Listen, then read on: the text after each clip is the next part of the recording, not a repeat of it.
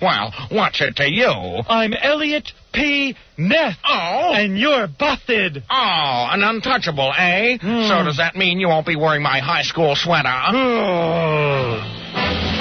Justice was served. Cabone was sent up the river. And me, Elliot P. Ness, had season's tickets to the ballet. Be with us next time for Gay Untouchables. Nico, Ritty, Bruce.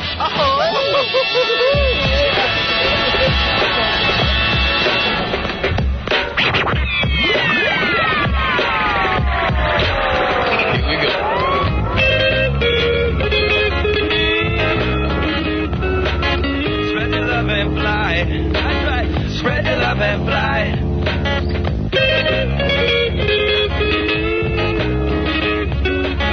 Spread your love and fly. Spread your love and fly. All around the world, statues crumble for me. Who knows how long I've loved you?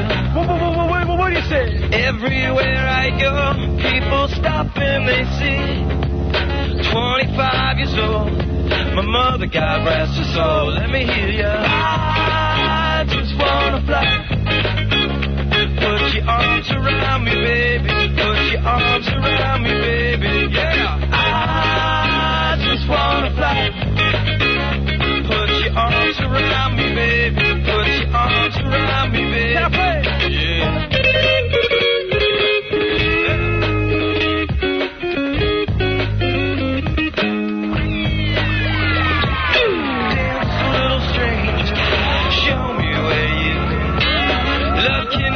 Hostage, wanna do it again. There's no time to think about the starting or the end. Never, we'll find out, I'm told. My mother, she told me so. Let me hear ya. I just wanna fly. Put your arms around me, baby. Put your arms around me, baby. I just wanna fly. Put your arms around me, baby. Arms around me, baby, yeah. I just want to fly. Spread your love and fly. Spread your love and fly. I just want to fly. Spread your love and fly. That's right. Spread your love and fly.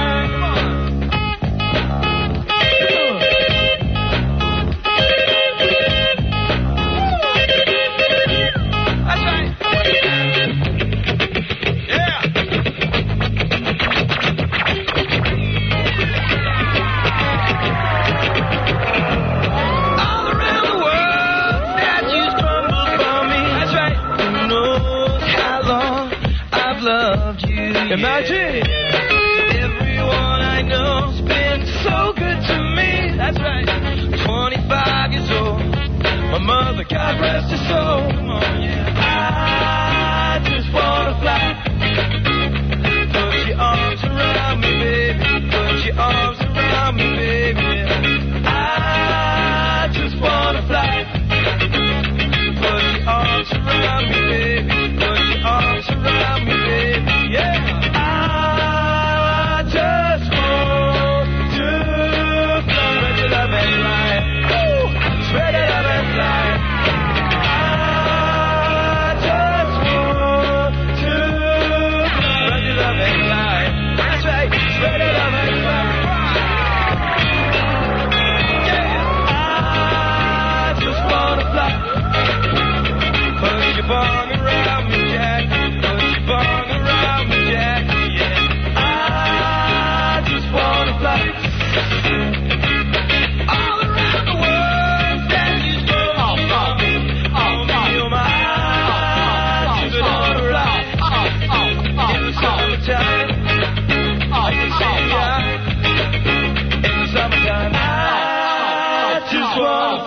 That's right. Thank you. Yeah. Hi, I'm Tom Arnold. You know me from sitcoms and movies, and when I was married to you-know-who. The marriage isn't this... Hi, I'm Tom Arnold. Hello there. Hello Hello there, I'm Tom Arnold. You know me from television and movies and from when I was married to somebody very special. The marriages and the sitcoms come and go, but I'm still here. And I owe that all to the great Howard Stern on the Stolen Vehicle Police Recovery Network. He's the man that's made me what I am today. Full of Howard Stern. Yeah, baby. Thank you, Tom Arnold. Hey, good morning, everybody. What's happening? I gotta tell you something about one of our sponsors that I am just really freaked out. Where's Robin? Hey now. Hey, so I woke up this morning. This is a free commercial. Really? Yeah. I woke up this morning. I had the worst swollen glands and sore throat. I went running yesterday, and it was really cold out. Yes. And I guess, I don't know, maybe I'm just attributing my sore throat to that. But, I mean, I woke up, I mean, like one of those pounding kind of, I know I'm going to be sick for 2.5 weeks at least. I'm talking about the full blown-out swollen glands and everything. So I said, okay, well, I have never tried Cold-eeze, our sponsor. Yes. I've never tried this product. I've talked about it plenty, but I hadn't had a cold this winter. I just got off lucky, you know. Well, I go downstairs, and I've been saving a bag of Cold-eeze. It's a lozenge. And it's not, you know, I've taken zinc for colds before, and it never works. But this is zinc glycine gluconate. Right, the right formula. Yeah, whatever. Who the hell knows? Well, they say it is anyway. This is not a paid commercial. I'm doing this for free. Yeah, I couldn't believe you were actually opening up talking about a sponsor. Well, I got to talk about it. So I go down. It's like 4 in the morning or whatever. And I said, okay, I read the back of the bag. They say, suck on one of these every 3 hours and, you know, whatever. And don't chew them. Suck them. Yeah. I put one in my mouth, the cherry flavors Cold-eeze. Does it taste good? Yeah, it's fun. I mean, I'm sucking on this thing. It's completely gone. Sore throat, completely gone. Really? I mean, completely gone. I don't feel a remnant of the cold. And your glands are not swollen. And my glands are not swollen. I got to say, it's a cure for the common cold. I mean, really, I don't know how to sing the praises of this product enough. That stuff does work. Yep. Have you done it yet? I told you a couple of weeks ago. Remember, I had a cold. Are you not shocked? And in 4 days, it was gone. You know, everybody was telling me, oh, yeah, it lasts like 2 weeks. Because I told you, I didn't have Cold-eeze with me. It took me 24 hours from the start of the symptoms, you know, so it got into like a full-blown cold. But in 4 days, it was gone. And not only that, it's a natural, like I didn't have to go to a drug company. No. I mean, this is unbelievable. It's no side effects. It's homeopathic, no side effects. I'm telling you, this is the greatest goddamn product on the planet. And I'm not doing this because I'm telling you, there's no commercial copy in front of me. It is great. I mean, if they weren't a sponsor, I'd be singing their praises anyway. Anyway. Yeah. I am just so freaked out by it. And then I was talking to Tony back there who does my hair, and she's going, yeah, I took it the other day because I had this really bad cold. It had been going on for 2 days, and I remember I took the Cold-eeze. Gone. Yeah.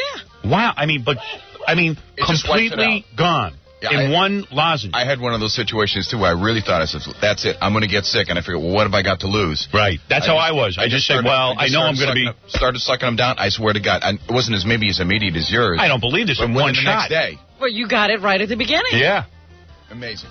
And I woke up about 2 in the morning and I was sick, and I said, oh, I'm going to go down and get a Cold-eeze. And I just said, let me get some more sleep. This will go away. And then I woke up at 4, and I mean, it was killing me. I couldn't even swallow. And that usually is curtains for me. And, man, this is the best. I loved it. Are they a public company? Who makes this thing? I don't know. I'll buy stock. I'm buying stock. I'm not kidding you. We have 20 bags in the office. It should say on the bag. I don't know if they still have it. Let me see. I got it in my briefcase. How much should I take of this? It says 1 every 3 hours. Yeah, but I mean, my cold is gone. I don't know. I'd take a few more. Yeah? All right. Yeah, just take it today. It's not going to hurt you. It's not uncomfortable. Let's see who makes this crap. This is genius. Manufactured for and distributed by the Quigley Corporation. Quigley? Let me check my stock report. Doylestown, Pennsylvania. Quigley. Internet, www.quigleyco.com. I wonder if let's see, Cold-eeze is patented in the U.S., Canada, UK, France, Germany, Sweden, Italy, and pending in Japan. It sounds pretty big. Is the Quigley Company on the stock exchange? I don't know.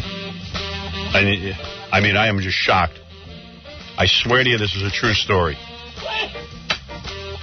You know, it's no bull. It's not like a placebo. It works. They did double-blind studies. I mean, this is amazing. To me, this is a godsend. I don't know. That's why I'm carrying on like a loon this morning. I think Rodney King doesn't every day. Rodney King was trying to invent this, I think. And he found out it was already on the market. They always said if you could find a cure for the common cold, you'd be rich. These guys should be rich. And I really feel that way. Now you want to find out if they got rich. I want to find out if I can get in on it. It's fantastic. This isn't their first year. We're just finding out about it. Yeah. Hey, you know the girl in the bathtub with me in the movie Private Parts? Oh, yeah. Melanie Good? Sure. She's naked in Perfect 10 magazine. She's coming in to promote it today. She's going to stop by. Yeah, she's a real nice girl. But she's a good girl. Oh, yeah.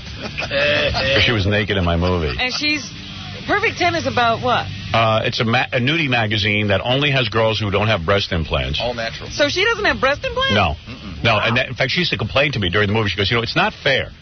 I don't have breast implants, and all these other girls are just getting, like they were taking her jobs. Yeah, like she was like, wow, I've got natural breasts, and it doesn't mean anything anymore. Back before breast implants, I'd be the only one getting this work. Yeah, and it really bums her out. Well, she's right. I had a lot of deep conversations with this girl. We're going to be doing the gossip game, of course, as we do every Friday, with Henry Thomas and Insane Clown Posse. All of that? Yeah. Insane Clown Posse, since the last time we saw them, have been in more trouble. Hey. Let me tell you something. They just wrote a song about me that is really wild. Really? Yeah, I'm going to play it for you in a couple of minutes. Well, we'll also find out about what kind of criminal records they're amassing. Oh, what happened? Well, they're always like, they've gotten in trouble with their audience. They've gotten in trouble elsewhere. Every time I read about them, they're in trouble with the law. Well, they'll be here. I like those guys. They're always fun to have on the show. They're just nuts. And so we'll have Henry Thomas from E.T. All right. Not Entertainment Tonight, from Extraterrestrial. E.T. the Extraterrestrial, yeah. Yes. Oh, yeah. He was Elliot. Yeah. So we got all that coming up today, and your phone calls. I got a waitress who spits in people's food. Oh, no. And she complains that black people don't tip. Well, keep spitting. Yeah.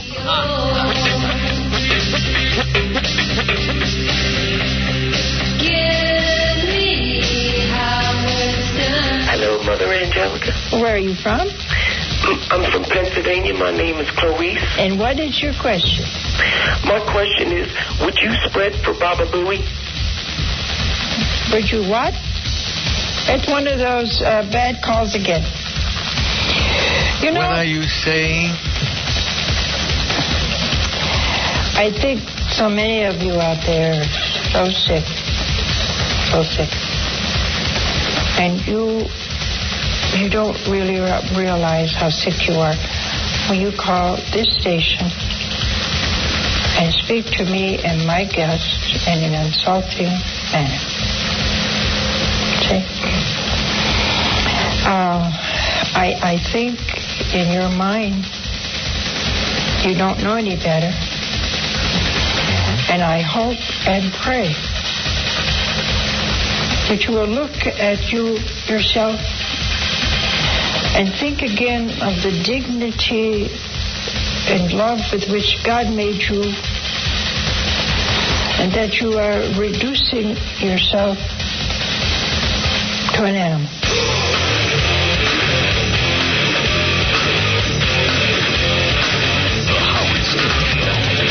Identify yourself, and you're listening to the Howard Stern Show. I think he's great. I think he's funny. You get loose with it. Hi, this is Gina Lee Nolan from Baywatch. You're listening to Howard Stern, the mean, wild, crazy dude. Yeah, baby. I don't have the paper on this. I swear everyone does this. Hi, this is Gina Lee Nolan at Baywatch. It's getting near boner time. Don't touch that dial. Oh, come on. Come on. Okay, what is that again? It's getting near boner time. Don't touch it. Okay, boner. Hi, this is Gina Lee Nolan from Baywatch. It's getting near boner time. Stay tuned. Oh, it all. Boy. Boy. Oh, behave. Boy. Yeah, baby. Good morning, everybody.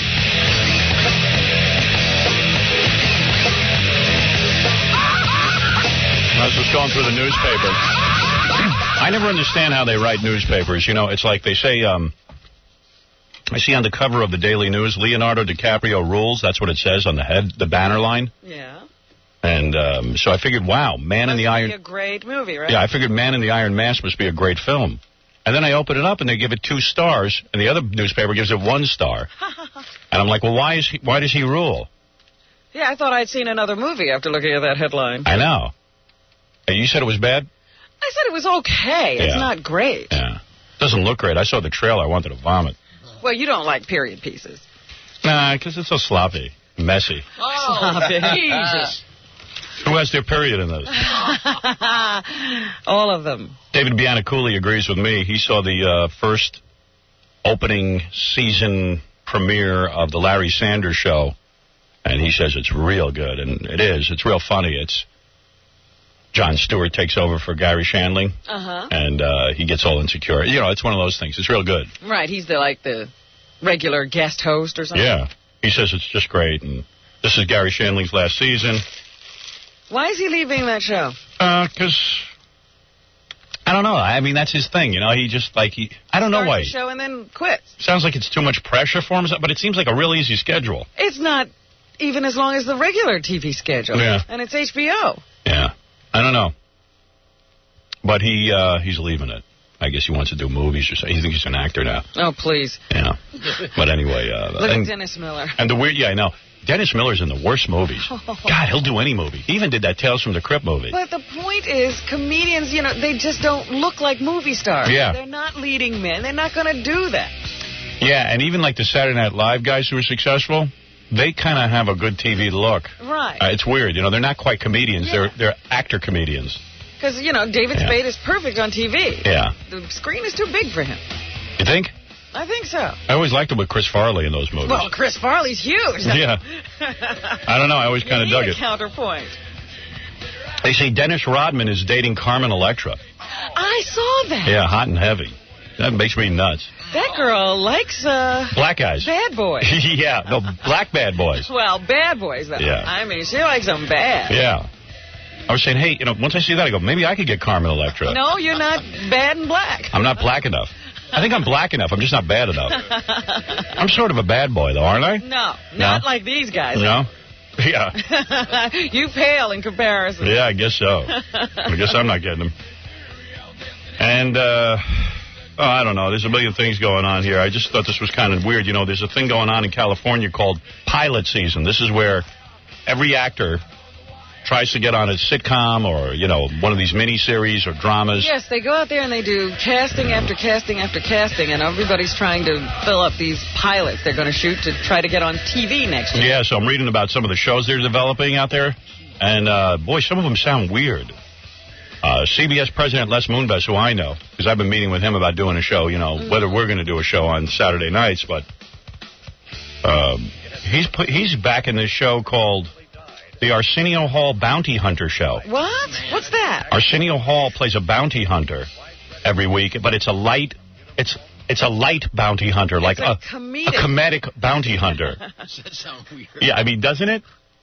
First of all, bounty hunters, I don't know if this is present day. I always think of bounty hunters in the Wild West. Have bounty hunters today. Yeah. So maybe, because as I say, it was the Wild West. I don't think any black guys were bounty hunters. I don't think they let them. They were being hunted. Yeah, right. They got it all backwards. Don't you think of them as the most heartless, humorless people there are? Yeah. Jesus. Yeah, I mean, you'd have to be heartless. You're going out and, you know, dealing with dangerous criminals, and you're just not a funny guy when you're a bounty hunter. It's like the same guy who repossesses your car. You don't think of him as a bad lad. Let's see. Oh, here it is. Yeah, okay, it's present day. Skip Chasers. The aforementioned Hall makes his dramatic series debut as a rookie bounty hunter who teams up with an ex-Marine to track down bad guys who have skipped out on their bail. Who's the ex-Marine? Gary Coleman. What? Yeah. Madonna. Okay, let's see. The Repair Shop. Anthony LaPaglia works to expose a group of renegade CIA agents involved in all sorts of misdeeds. That sounds like one episode. That'll be off the air, but in no time. What? Did you read all these? Because the Arsenio Hall one sounds the best out of them. Really? Buddy Farrow. Dennis Farina plays an L.A. Confidential-style private eye who gets back into the business after dropping out of sight 20 years ago. Everybody's a private eye or a bounty hunter or looking for the CIA. Yeah. Look at this. ABC's doing a Fantasy Island remake from Men in Black director Barry Sonnenfeld. Is that the best he could do? Why? And there's one called the Olsen Twins Project, those two little kids. Yes, they're bringing them back. Yeah. We've missed them. ATF, Amy Brennerman and Kathy Baker head up an ensemble cast in a drama about female agents working for the...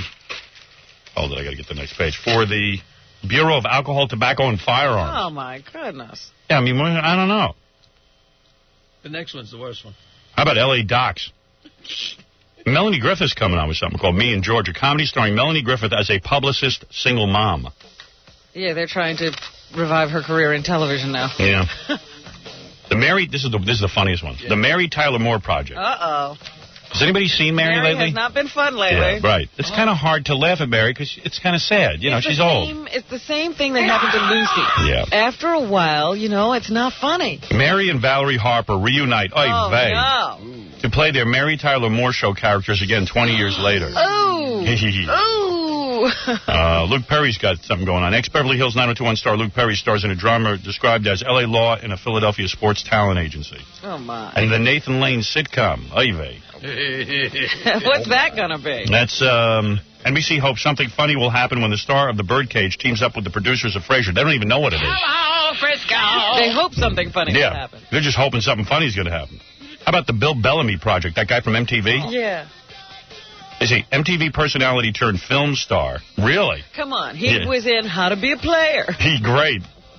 Playing a man who dreams of becoming a movie critic. What? That's it. Oh, Wonder Woman's coming back. See, that I could get excited about. That's the first thing I like. The superheroine. Play Wonder Woman? They don't say. The superheroine gets a 90s makeover, so maybe it'll be cool with some special effects. Yeah. Fox has got some shows coming up. The Invisible Man. Okay, I could dig that. Fox sometimes has some cool stuff coming up, you know? At least a little. Invisible Man, I'm a big fan of Invisible Man. I love invisible people. I really do. You know? I'd love to be one. I don't know. Let's see. Nothing has ever been as good as that original Claude Rains movie. Really? I mean, you didn't see Chevy Chase's... I saw Chevy Chase's. No. I actually like that movie. Oh, stop it. I'm embarrassed to say. Something's wrong with you. I know. Let's see. Hollywood. A special team investigates Tales from the Odd Side in this drama by Wes Craven. Wes Craven's got it. That sounds good to me. Yeah. Dave Chappelle Project. The stand-up comic plays a would-be stand-up comic. Oh. Sounds familiar. Isn't it Seinfeld? The black guy. Right. Black Seinfeld, they should call it. I'd watch it if it was called Black Seinfeld. I was thinking, no, I can't say that. Yeah. Look at this one. The Nudnik. A kid with bad hair plugs leaves a big-time radio show to become unemployed on both coasts. You know, I know somebody who could play that part. You do? They're looking for somebody. You know who wants to come on our show? Carrot Top. He has a movie coming out this week. Yes. And they're interviewing him, and he had a few words to say about us. This Carrot Top. You know the guy with the red hair? I love Howard Stern. I would love to go on. I would love for him to rip me for an hour. I just think that'd be great. You know, because I could just imagine what he would do to me. He would just go, what the I don't get it. And I go, I don't either, Howard. You know, Jesus, I'm just here. I'm just doing this thing, you know. So I would love that. He would like to come on our show. I've refused to have him on. I know. We keep turning him down. I know. I don't think people care about Carrot Top. Am I nuts? I don't care. He's, you know, in that small little college circuit. Yeah, I mean, I don't mind a guy. I just saying I don't know him. I mean, I don't think the audience cares if he's on or not. Very few people know him. Yeah. When you first started talking about him, I thought you made him up. Yeah, I know. You thought I was making up a comic, like a goof on. Yeah. Anyway, Carrot Top had more to say. This is about me and Baba Booey. 2 weeks ago, that Baba Booey was talking about me on the show, saying he's called and wants to go on the show, but he's a prop act. How are we going to bring a prop guy on the radio? It's not going to fly. And I'm always like, guys, I can still talk. It's not like I'm a mime. I'm not a mime. I can go in there and talk about what I do in my life and whatever life I don't have. I mean, you don't have to have props to be funny. So you just have to, or just be informative or be interesting, I would think. So hopefully one day it'd be great. So the Who is he talking to? He's talking to the MTV network. There you go. The MTV radio network, if you could imagine. Joyce. Now, Joyce, you're a waitress and you spit in people's food? I have. I don't, do it all the time. All right. We're not going to judge you right now. We just want to know how you do this. Oh, okay. And why you do it. So you work in what, like a diner? I'm not going to say where I work. No, not where you work, but it's a kind of restaurant. Hi, Robin. How are you? Okay. I can't say that either. I work, well, I'll just say one's kind of more of a bar and the other one's kind of just more of a restaurant. Okay. So how old are you? I'm 29. Right. So when was the first time you ever spit in somebody's food? Let me guess, when somebody sends the food back. No, actually, I did that because it was just like a punk teenager that was giving me a hard time, and I had to go get his salad, so, you know, he was asking for it. Yeah, then, okay, give me some other examples of why you'd spit in people's food.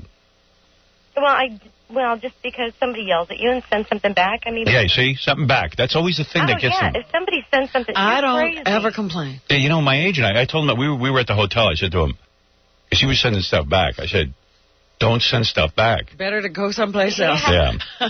I'll tell you what, don't send stuff back. Especially don't give a waiter or waitress a hard time. And Never. I'm always like, thank you so much. I really appreciate this. Exactly. I am like the nicest person to waiters and waitresses. Hey, I want to thank you for bringing up this issue because I heard you talk about it. It's true. I mean, if people think that they can go out and eat and not tip or, you know, leave a poor tip or hassle a waiter or waitress, they're crazy. I know, because that's their one power thing. They're controlling your food. Well, not only that, I think that a lot of times people go out, you know, and they're not very powerful in their job. They're beaten up at home. The one place they can go and feel powerful is in a restaurant, and they want to order the waiters and waitresses around, and they're begging for trouble. Yeah. Now, what is this about black people? You say they don't tip? Yes, I don't care what anybody says. I have a big issue with this. I'm not prejudiced at all, but I can't stand black people. I hate waiting on them. I work with black people who hate waiting on black people. Really? They totally get, I swear to, you know what, anybody can contradict me on this if they want to, but I know for a fact, well, I don't know for a fact, I totally think that they get off on being waited on and running people around and just because they can help other people what to do. I think they like being waited on by a white person. I think they get off on it. Right. Yeah, and I think that, and then they don't tip. I mean, this happened to me just the other night. I was so just mad. The way they dress, you'd think that they were... That's great. You know, rich people. Right. And then they ask for the most ridiculous things. They have to hassle you. They have to have you running back and forth for them. And then the guy completely stiffed me. But yeah, but... I mean, like no tip. I mean, no tip. No tip whatsoever. Nothing. Wow. And he, you know what? And I thought I had a rapport going with him. We were going back and forth. I was kidding around with his wife and his kid and just, like, having a great time. Really? Oh, yeah. They do this all the time. It's like you never know. Well, anyway, he'll come back in again. You'll get him. Yeah. What will you do?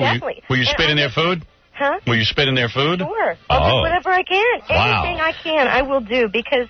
You know what? He wasted my time. Yeah. Right. You know what I mean? And my job is to make sure they have a good evening or whatever. I do that. I do my part. You know what I mean? I only get $3 an hour. Right. Wow. I mean, anybody who doesn't want to take that into consideration. Oh, honey, I overtip. I give 50% of the bill to the waiter.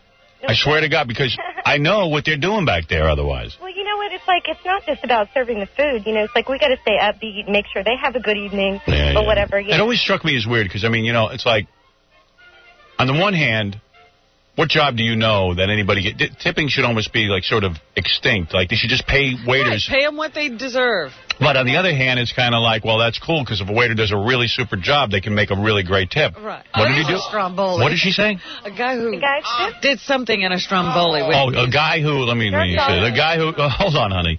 A guy who pleasured himself in a Stromboli. Oh, I'm sorry. I can't say that. Yeah. Well, yeah, I mean, there's rules. I'm sorry. Yeah, we have to talk like children here. We have to make it like a puzzle. You have to guess what we're talking about. Yeah, we have to use words that are vague and so children won't understand. I know, but I don't know which word. It seems like you guys, because you work around it so much, I guess I can't tell that, you know, what I can and can't say. Anyway, all right, so you know a guy who pleasured himself in a Stromboli. Yes.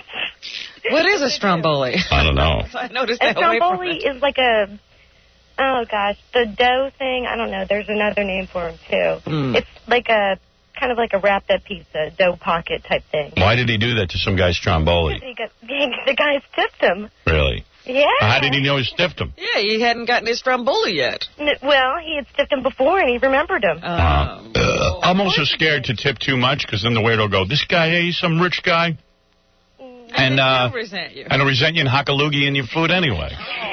No. You know, you could always You're lose. A jerk, yeah. I mean, if someone's a jerk, sure, no problem. Are you good looking? Somewhat. All right, can I tell you what I think of everything you've said? Sure. Okay.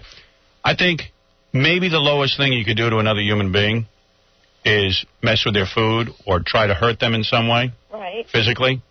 I think that is such a sign of anger, such a sign of a deeply disturbed person, that you would have the morality that you could spit in somebody's food or defecate in somebody's food or, what do you call it, to pleasure yourself into somebody's food. The opposite is, when I was a nurse, patients sometimes are good, sometimes are bad. My job is to just take care of them. It's not to pay them back for treating me well or not. Not for tips either, Robin. Well, here's the thing. Sometimes you got to look at yourself and say, you know what? I'm so money hungry that I have to make people suffer. Let me tell you something. You want to hear what I think of you? Well, you're taking too long. I think you're the lowest person on the planet. No.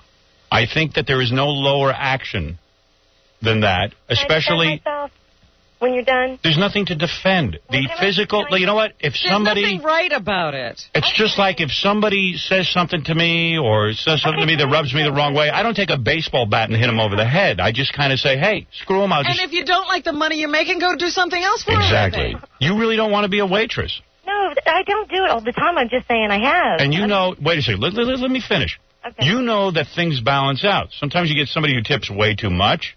Sometimes you get someone who tips not at all. The guy who doesn't tip you, he's a disturbed jerk. I agree with you. He's taking it out on you. He's making you work your ass off. But you know what? Legally, he doesn't have to tip you. And I don't know, man. I could never bring myself to foul somebody's food. I think that shows the mind of a truly disturbed person. And in fact, like if I met you and I was going out with you and I was a single guy and you told me that in confidence, I would get so far away from you. Because you never know what she'll do to you? Yeah. When she gets angry. Because you want to trust other people. You want to think that there's some good in the world. And I've been working on this because I'm pretty skeptical and I don't think people are good. But I've been trying to find the goodness in the world and everything through therapy or whatever, transcendental meditation. I've always tried to somehow come to the conclusion that man is good. But you confirm everything I think about human beings. Oh, that's so mean. And I would say that you are as low as a serial killer. No. Yeah, I swear. That's how I feel about you.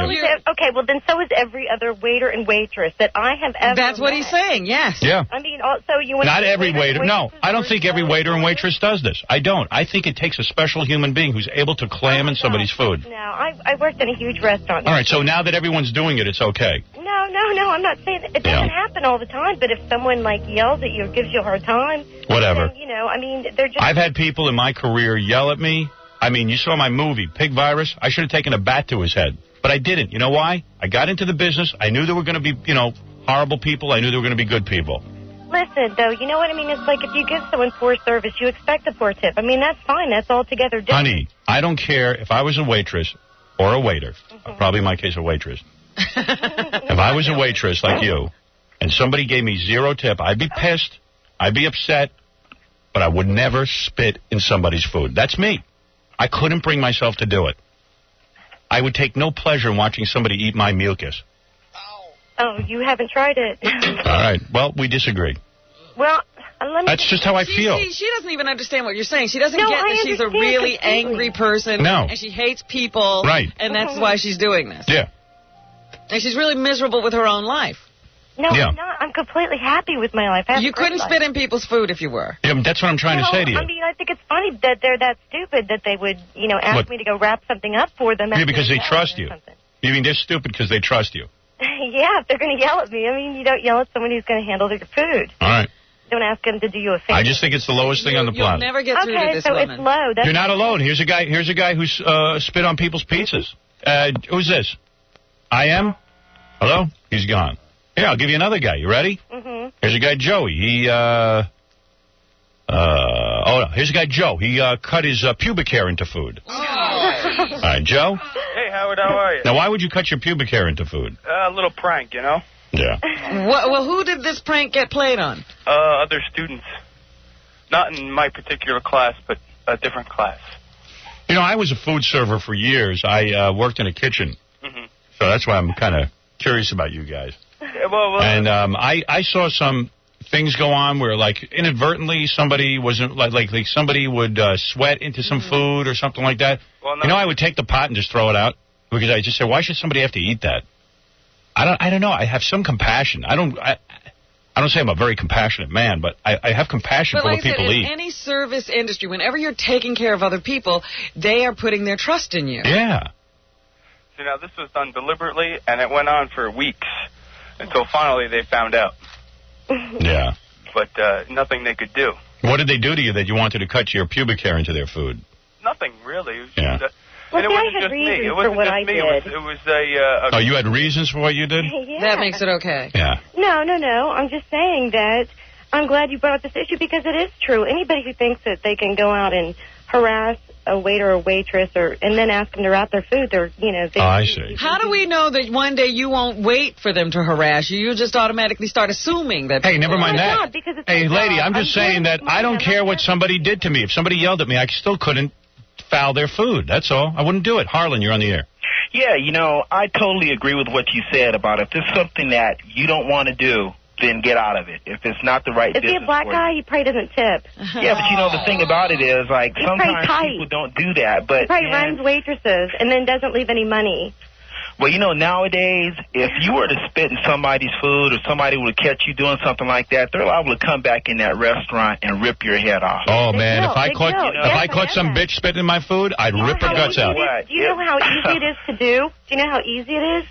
Yeah, of course it's easy. Oh, yeah, it's easy, but like, if somebody so gets why caught, not? And what about when you go to a restaurant one day and someone spits in your food because they don't like the way you I know look? better than to harass a wait person. Well, I tell you what, I live out here in Vegas, and that is our industry out here. And a lot of times, everybody complains about how people come from different parts of the country, and, they don't treat you the way that you think you ought to be treated. But nowadays, with people just shooting you for, cutting them off in traffic or anything, you're really taking your... Yeah, I don't know. I just couldn't... I know what she's talking about. You get pissed off when you're a waitress and stuff, but I just couldn't bring myself to spit in somebody's food. Dan, you're on the air. Hello. Yeah. She's right about niggers. Oh, Jesus. Well, what's your point? I would never let anybody spit in my food. I don't care how bad they are. All right. You're saying that black people don't tip? It ain't even a matter of tipping. It's a matter of bossing around the white people to work. They'll pick here about the food. Ain't no question about it. They totally get off on it. However, power trip. However, if any of my waitresses, and I got a couple of waiters I called, any of them doing that, I'd fire them. I see. Do you own an establishment? Huh? I don't like... This guy's put on a voice. On a voice. I guess we'd know him if it's Wolfgang Puck. We'd know him if he spoke his You know what's weird? his regular voice. I'm on the plane going to Los Angeles, and, they have a menu. Mm-hmm. So, on the back of the menu, I meant to bring the menu with me. They got a you've had airplane food. It's not that great, right? Right. On the back of the menu, they say, we have consulted a bunch of famous chefs for this menu. And it's like Wolfgang Puck and...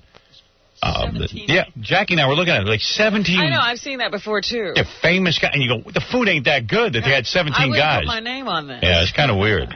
Speaking of airplanes, you had that woman who wrote the book about, I forget, the MGM flight. Yeah, the MGM flights where she used to... Now, they did that to Farrah Fawcett. Everybody spit in her drink. I know.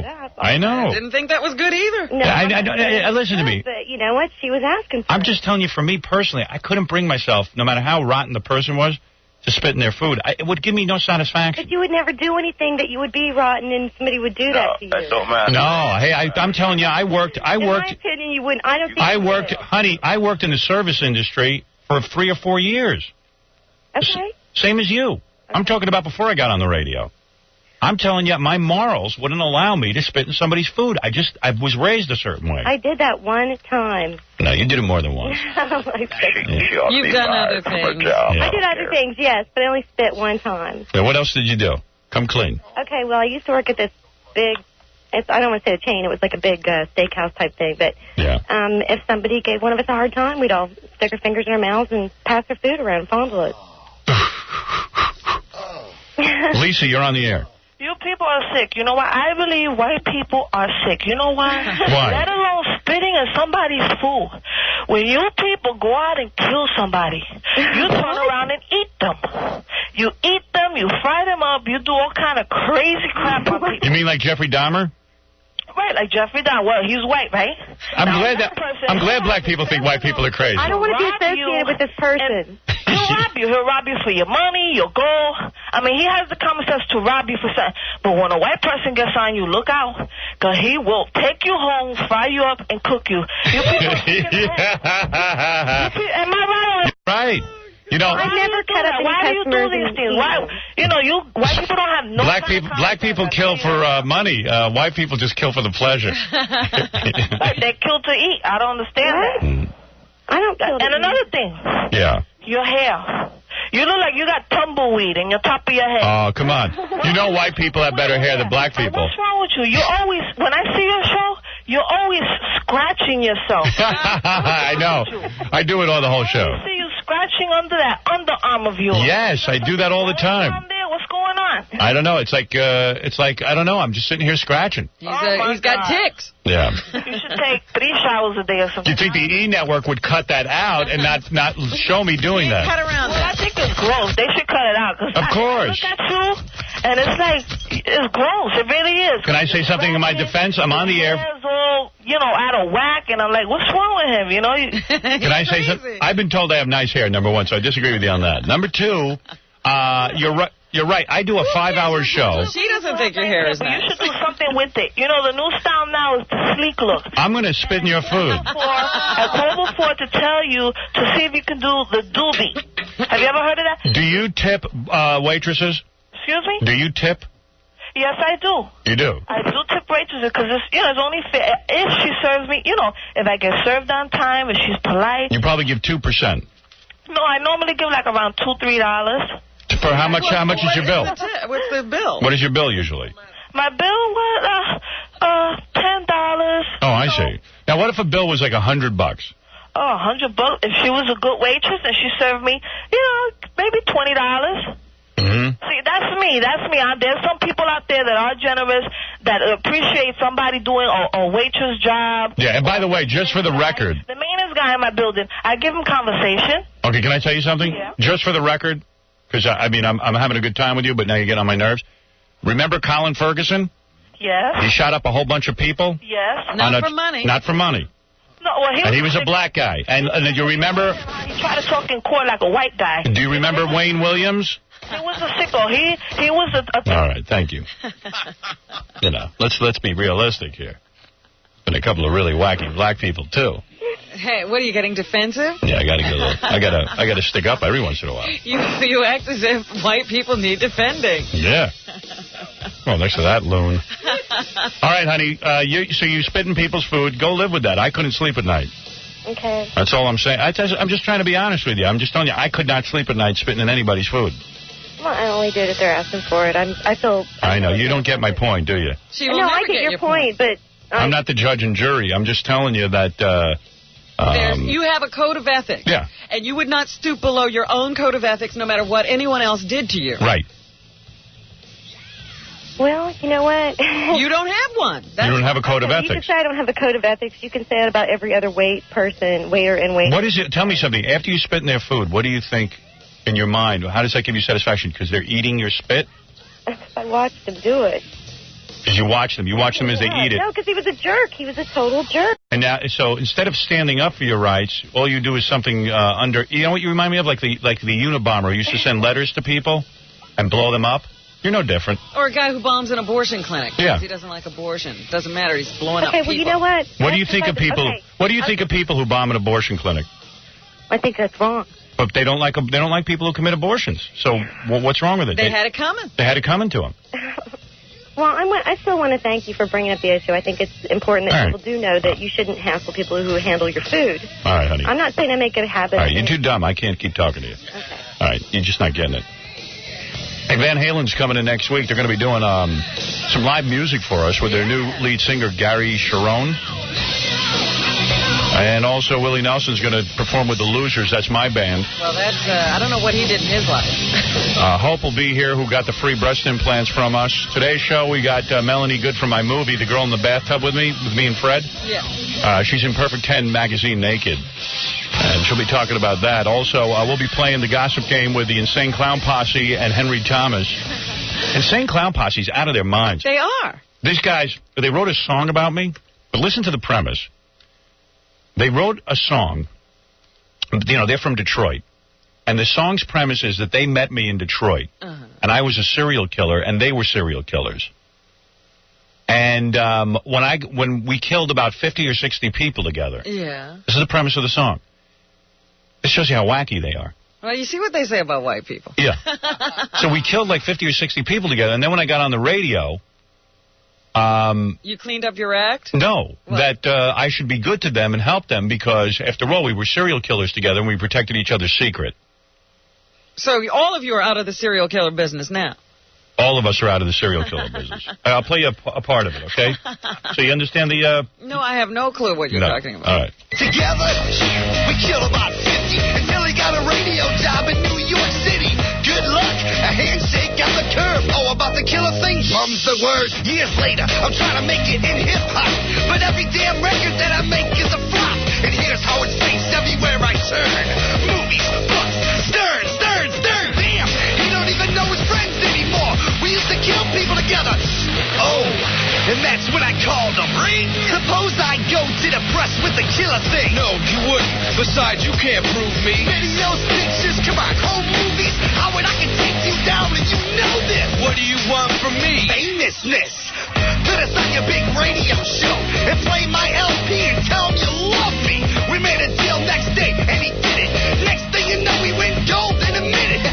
And everyone loves ICP except for the 17 million trying to kill me. It's all good, but the world may never learn what really goes on in the mind of Howard Stern. So they're telling the truth. Yeah, they're telling the truth. We used to be serial killers together in Detroit. Isn't that great? A horse is a horse, of course, and no one can talk to a horse, of course. That is, of course, unless the horse is the famous Mr. Ed. Go right to the source and ask the horse. He'll give you the answer that you endorse. He's always on a steady course. Talk to Mr. Ed. Pull yakety-yak a streak and waste your time of day. But Mr. Ed will never speak unless he has something to say. A horse, of course. And this will talk till his voice is hoarse. You never heard of a talking horse? I am Mr. Ed.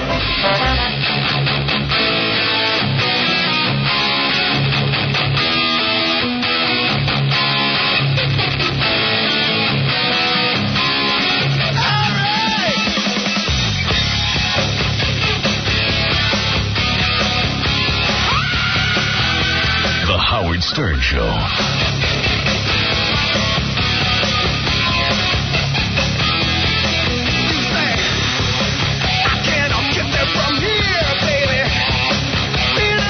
What do you think of Oprah Winfrey? What do we think of Oprah Winfrey? She's a black clown being used and manipulated, a media tool. Right on. Being manipulated by the so-called white man. Right on. In the back. He tells her what to say and what she better not say.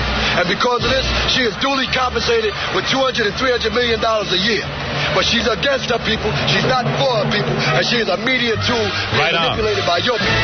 And every time a black person goes on Oprah Winfrey, she talks to them any kind of way. Right. But white babies, she loves white babies. Oh, yeah. She kisses white babies. White people, she kissed their ass. Right. And when God, if she don't repent, and she don't start paying her tithes and supporting this truth, the nation of Israel, the Israeli church, right. God give us the power. If she don't repent, she going to be put to death too, by the word of God.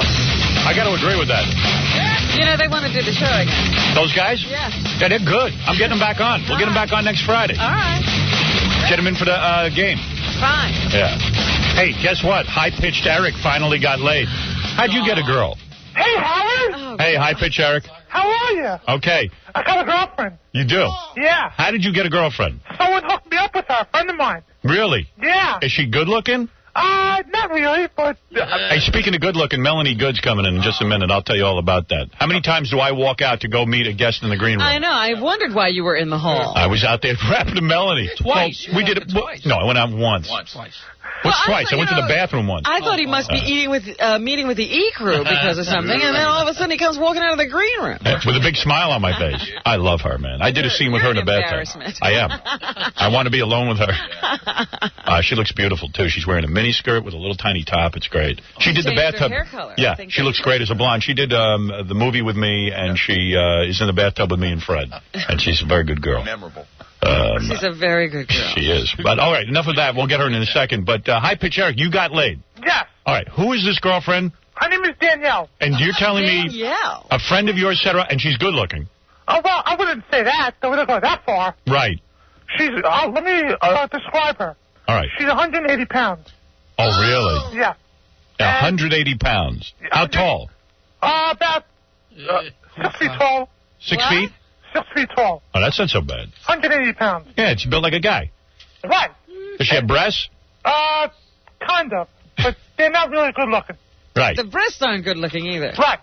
So is she now your girlfriend, or you just had sex with her? She's my girlfriend now. We've been going out for, last month, the first day of the month, we started going out with each other. Are you going to bring her in here so we can look her over? I can bring her in here next week. All right, so bring her in next week. And by the way, someone wants to yell at you. This is High-Pitched David. High-Pitched David. I don't believe that you even having this traitor on. This Benedict. I know who your girlfriend is, Eric. Charles McCord. Oh, yeah? That's right. Oh. That's right, you goddamn Benedict Arnold. Does that mean I have to... Why don't you call up WN? Whoa. Does that mean I have to... Does that mean I have to deal with you? Your new girlfriend is Charles McCord. Oh, wow. Tell her that your childhood was spent at Great Barrier Reef and you had your privates bitten off by great white sharks. You physically challenged putts. Yeah, you'll see how you feel when I bring her up. Right, sure. You're no better than Dice at Chevy Chase, you jackass. Yeah, call up the Special Olympics, you jerk. You sound like a moron. Yeah, I am my IQ is so much higher than yours, it's ridiculous. And we'll see who has a girlfriend and who doesn't. Girlfriend, yeah. 6 feet, 180. Congratulations. Thank you. And it feels with Charles McCord, you jerk. And by the way, it feels good with her. WNBC, you jerk. All right, there you go. Wow. So, Eric, were you a virgin before you got this girl? Yes, I was. Yeah, he was. He came in here. He was looking to get laid. And let me tell you something. It felt great. Really? It felt great. How many times did you do it with her? Last Saturday was the first time. And only one time you did it? Only one time. And then what happened? Have you done it since? No. And after you were finished, were you sickened by the sight of her? No, I wasn't. No. No. You know what happened? We watched the Cartoon Network. And I was just lying on the floor. I said, Danielle, why did you join me on the floor? It's comfortable on the floor. And then we just started doing it just like that. Wow. All right, bring her in. I want to hear the whole story. All right. Did you have to get her drunk? Yes, I did. Okay. I gave her a few glasses of sex on the beach. All right, bring her in. I want to see. And she's white? She's white. Wow. But she speaks a few languages. All right. Bring her in. Okay. All right, I'll put you on hold. We'll arrange for a day. Yeah, I got to hear about the girl who is with Eric. You're not kidding. Steve, what is it? Howard. Yeah. You're the man. Thank you. Congratulations on your award, eh? Yeah, and by the way, and you're from Canada, right? Yeah, how'd you know? It's lucky guess. Hey, let me say something. I've been thinking about my Blockbuster Award, and I was putting it down yesterday in the sense that I said, hey, it's no big deal. I've been thinking about it. I ain't saying acting is, like finding the cure for AIDS or anything like that, but well, you know something, man? I'm proud of the award. I was thinking about it. I said, how do I feel about this award? Like, at first I was just like, it's nothing, and I don't care about it and all that. But you know what? I really like the idea that 15 million people vote on this across the country from, the Blockbuster video stores. And somehow they chose me as Best Newcomer of the Year out of all the films that came out. I like that. I'm very proud. What do you think of that? You should be proud. I've decided to be proud of it. I've decided to embrace it. Hey, Arnold Schwarzenegger's walking around there like he's some sort of hero. Please. He tosses those over his shoulder. I don't know. I know. I went up to him. He goes, congratulations on your award. I go, congratulations to you. Yes, I'm very proud. So I said, okay, I'm going to be proud, too. Well, his award happened to do with video sales. Yeah. Well, hey, my video is number 4 this week. You know, Private Parts is the number 4 film this week in video sales? Yes. It's pretty amazing considering it's been on HBO and everything. But, yeah, hell, I'm not going to be embarrassed about it anymore. I'm going to say I was wonderful, and I was also the highlight of that. Be embarrassed. That's right. I was the highlight of that goddamn award show. Everyone loved when I humped Heather Locklear, who we haven't heard from since. Is she alive? I don't know. I was thinking about that. I saw her head go down pretty fast on that wood. And that was pretty good. Didn't take long for your act to get stolen, though. Yeah, did you notice that? Will Smith jumped a guy. What's up with that? All right, hey, thanks, dude. Hey, Louis, listen, yeah. I was watching Hard Copy yesterday. Go ahead. And that Matt Damon guy. Matt Damon, yeah. Yeah, apparently when you were talking to his ex-girlfriend, calling him a jerk and all that stuff, apparently it stirred up more garbage on that situation. Oh, yeah? Yeah. I didn't call him a jerk, did I? No. We were just simply saying, what was it, a set romance? It was basically, we were saying, well, that's how a guy is. Yeah. Well, yeah, they did a whole interview on him and her or whatever, and... Yeah, I saw it. They tossed that into it. Yeah, I saw that. Okay, thanks, man. Congratulations, bud? All right, dude. Thanks a lot. Bye. Later. All right, so let's get a piece of ass in here, Robin. You and I like to knock off a good piece of ass. Oh, please. This is Melanie Good. She's in Perfect 10 magazine. It's not even out yet. I think she should have come in here when her magazine was out. The magazine is on the stand. But I don't know. Check her out, man. Is that a good-looking girl or what? Look at that. Wait, stop right there for a second. Look at that. Nice bod, huh? All right, you can walk in now. Girl knows how to work it, doesn't she? Yeah, that's a broad. I like her. That's a broad. That's how every broad should look. Oh, boy. Well, every broad does look. Her breasts are real, too. And she's upset about it. I mean, she's not upset her breasts are real, but she doesn't like that she has to compete with girls with breast implants. Right, Melanie? When we were on the set of the movie, doing that bathtub scene for like 3 days. Mm-hmm. What did we do that for, like 3 days? 3 days. Yeah. You were in that water for 3 days? Yeah, but it was fun. 12 hours a day. We were in hot, soapy water. I was in my underpants and she was nude. I had like a little thingamabob on the first day, but that got old fast. Yeah. She just took it off. It was cool. Because, I could never get dry. Yeah. And so I just said, okay, can everybody handle it? Right, Fred? Yeah. Yeah, it was cool. Fred can handle it. And we would just stay in that tub way too long. You know what I mean? Like, between takes. What was funny to me was when you're sitting there, and you're discussing, what was going on, and the lighting was being changed or the camera was being moved. You're sitting in the tub. Yeah. And then this girl, Barbara, who is the props person. Yeah, the bubble woman. Yeah, she'd come in and load it up with hot water and stick her hands in the water. And I'm in there. And in fact, Betty, the director, came over to me when I was in the tub with Melanie and said, hey, maybe you ought to calm down. Right, because we were like soaping each other and everything. It was fun. Fred was doing something weird. He was like... Fred's always doing something weird. Here, put the microphone closer, Melanie. Fred was like playing with both of our feet. Well, Fred said at one point Melanie's foot brushed up against his genitals. It rested. Actually, her breast, I think it was the right one. Her breast? Yeah. Went right on my foot. She was leaning over to take. So you felt her up. Betty. If you feel up a girl with your feet, does that count? Feeling her up? Yes. That is feeling her up, right? Feeling her up. This is the same as your hand. Wait a minute. Time out. Yeah. My foot was resting on the tub. It couldn't go any further. She leaned over on top of it. Now, that can't be her breast went on top of your foot. Went on top of my foot. Okay, you didn't put your foot on her breast. No, it's not like I went over and... Hey, what's the diff? You had a good day. It was great no matter what. Yeah. Oh, those breasts are great. Thank you. Melanie, in order to get in Perfect 10 magazine, you had to have natural breasts, right? Absolutely. That is the truth. That all the girls must have their own natural God-given breasts. They check you out. Yeah. What are you, a C cup naturally? Yeah. Beautiful.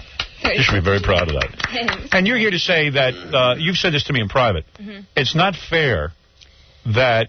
Go ahead. I don't want to put words. Yeah, see, the thing is, women who have breasts as adults, we went through a lot as children. We were probably huge. I was huge. I was enormous as a 4th grade, 5th grade. Go ahead. Already a C size. You were a C size in 4th or 5th grade? Yeah. Wow. Were you ever molested as a child as a result of that? No. Really? I was hated. Everybody hated me. And I was because you had breasts. I had breasts, so all the women hated me. Really? And I was heavy, so, all the men hated me.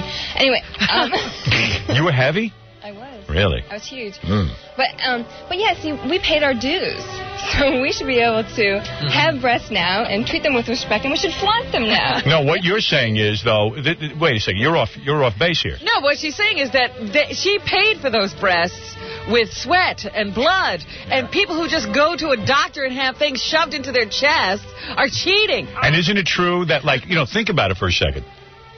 In the past, before breast implants, an actress like yourself would be in tremendous demand because you have the breasts that everybody wants to see on camera. Now anybody can get those breasts, so in a way you were gypped. Exactly. See, she doesn't like competing. That's right. I agree with her. And natural breasts have a different look than some of these are perkier, these implants. Right, but do they feel good? I mean, if I was a guy, I wouldn't want to be feeling some hard crap. Well, I would. I don't care what it is, as long as they're big. Isn't it paying, though, when these girls have to massage their breasts to try to keep them soft? Yeah, so that the implants don't get hard? Isn't that bizarre? But actually, anyone who's seen the movie has seen your breasts, and your breasts are very perky. Thank you. Well, work out. Is that true? What are the breast exercises that you do? Yeah, Robin wants to know. You do the flies and stuff. And, flies help? Yeah, the flies, and you do, this pushing machine. You do the pushing machine? Is that right? That's right.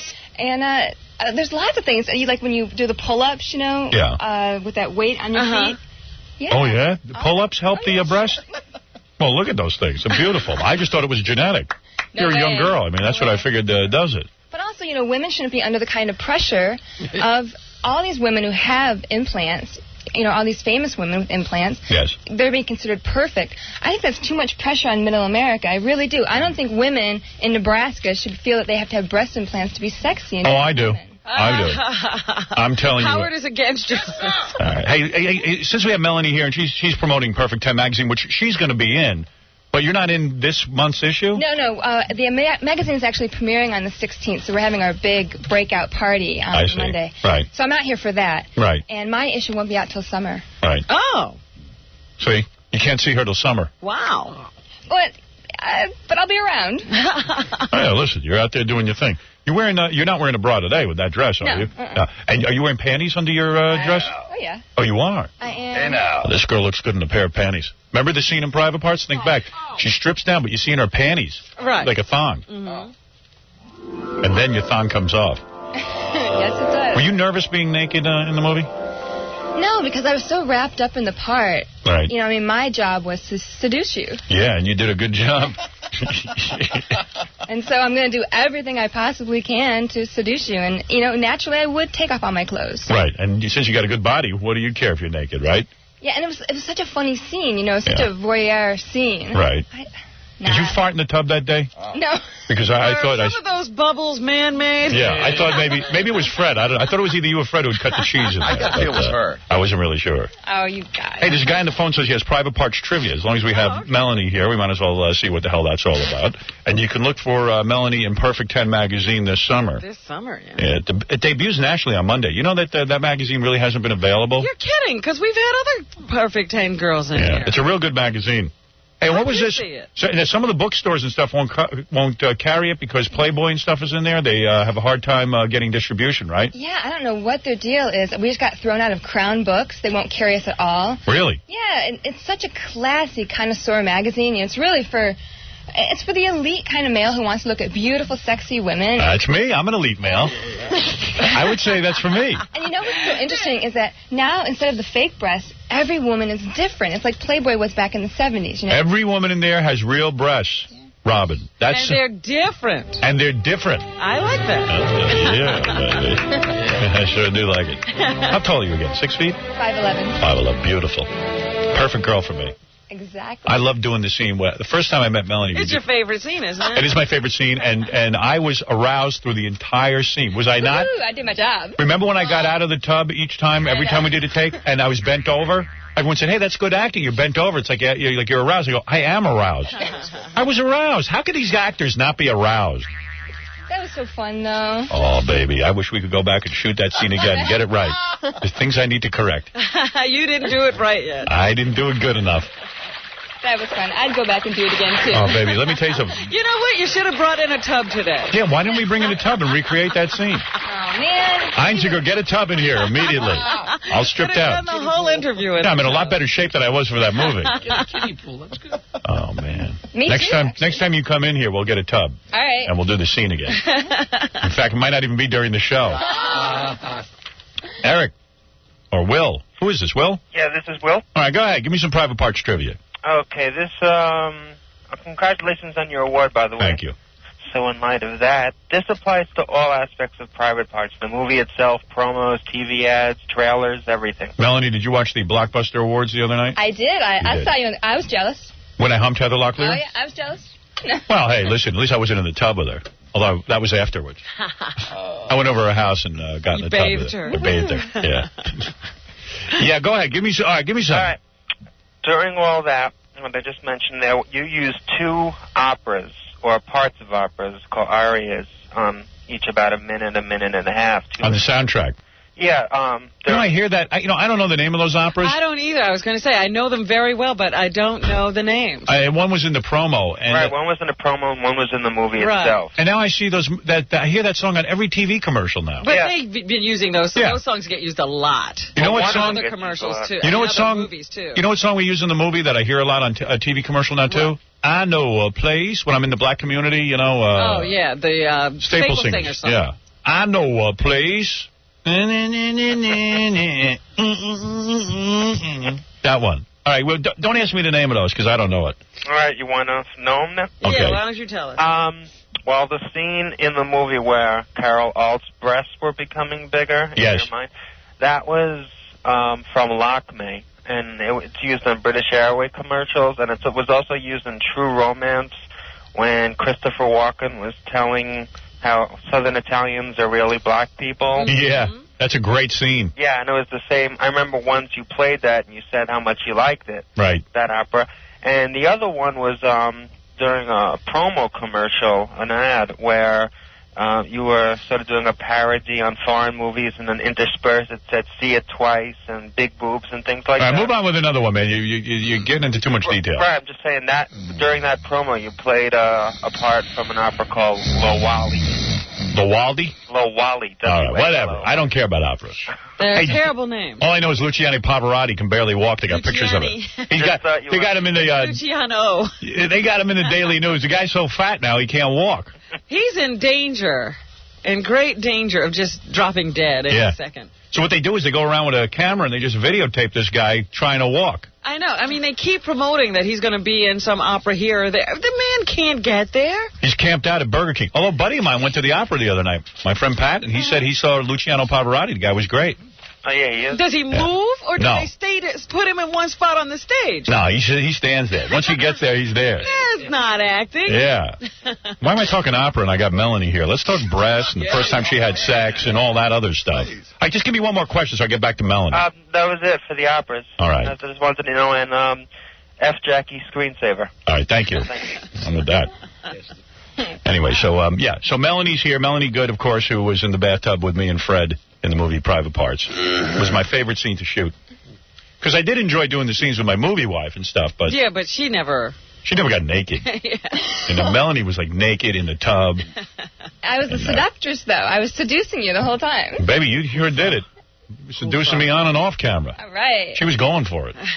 She was totally... got into her role. She was totally into the part. As long as I'm good at what I do. You know, I was walking in the mall right after the movie came out, and this woman came screaming at me. You shouldn't try to seduce a married man. Really? Is that right? Screaming at the top of her lungs. No kidding. Yeah, what is she, a cow? Oh, that's funny. Yeah. Her husband. Yeah, my movie wife didn't get naked when she was supposed to. What was she supposed to get naked for? When she was pregnant and feeling her up. No, when you were getting her pregnant. Right. She should have been nude for that. Yeah. And then there was one scene where she was supposed to have her top off. Like you'd see her naked backward. You know, when I say... Right, when she climbs on you. Yeah. Aww. She was being all uptight. She got some nice boobies. She's a good C-cup, too. She ain't showing you. Too bad. It's too bad, right? Yeah. It's a rumor. It's too bad. She told me she had a C. I mean, I don't know. Told you they were nice. Well, I felt them in that one scene where she's pregnant. That could be faked. You think those were she fake? had a lot of clothes on. Yeah, I'll tell you. You know what? I hardly felt a goddamn thing. Aww. Your breasts look beautiful. Thank you. I was talking to Jackie. Oh. Thank you very much. No, you too, Jackie. No, your breasts look beautiful. I mean, what are you wearing there? What is that? Like a summer dress? It's actually a winter dress, but it's cut like a summer dress. Like. You know what's great about that dress? It's a little shirt with no bra, and it barely covers her belly. You got any belly jewelry? I don't. Oh, it's two-piece. I thought it was one-piece. I No, didn't know it's what you were two-piece. talking Hey, about. stand up a little bit. Let me take a look at that again. When we show this on TV. You see, I think the shirt should be up a little higher. Oh, yeah? Okay, I can fix that. Yeah, fix that. Yeah, see, oh, that's cute. Oh, vey. You see that, Jackie? What? What kind of panties you got on? Oh, just normal ones. Let me see. Oh, those are normal? Those are not normal. Are those thong or the regular panties? Yeah. Surprised. Interesting. Well, yeah. Yeah, okay, let me talk about the bathtub a little bit. Now, do you recall they had me in those thong underwear? Yeah. You remember? Yeah. All right.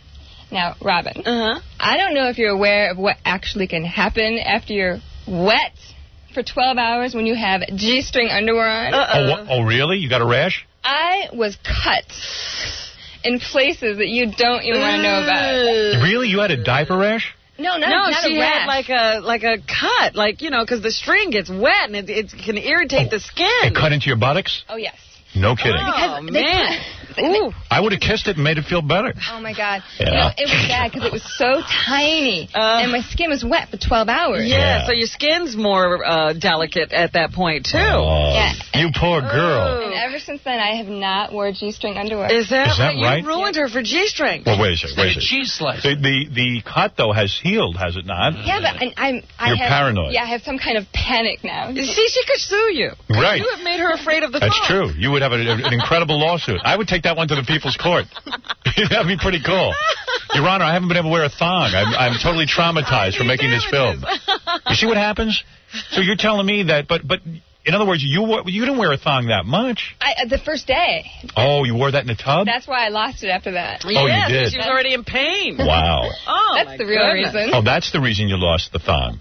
I thought you were just trying to be friendly. Well, that too. Yeah. Oh, really? The interior of your buttock was cut. Well, that must have been very difficult to get over. Oh, my. I was so worried, too, because I didn't know what it was. I've never had any problems at all down there at all. Right, ever. right. I was like, what could it be? And then when I put the underwear on the second day, and it went right where I realized, oh, my gosh. Oh, baby. Oh, baby. You didn't even comfort her. Oh, my God. Well, she didn't tell me. I was embarrassed. Oh, man, that soapy water must have stung. No, the soapy water didn't hurt. I was fine without the thong on. Yeah. Oh, Jesus Christ, I have to make love to you. I mean, really, I'm just sick of this. Right here, right now. I'm sick of sitting here and interviewing you. I just want to get physical. I want to sit on Fred's lap. Yeah. Anything or not. Anyway, Melanie Good in Perfect 10 magazine, not till this summer, but she's here to say, A, that it will be, You're here to say it's going to be national on Monday, that people can get this thing, and all of the girls have regular-sized breasts. Not regular size. Normal breasts.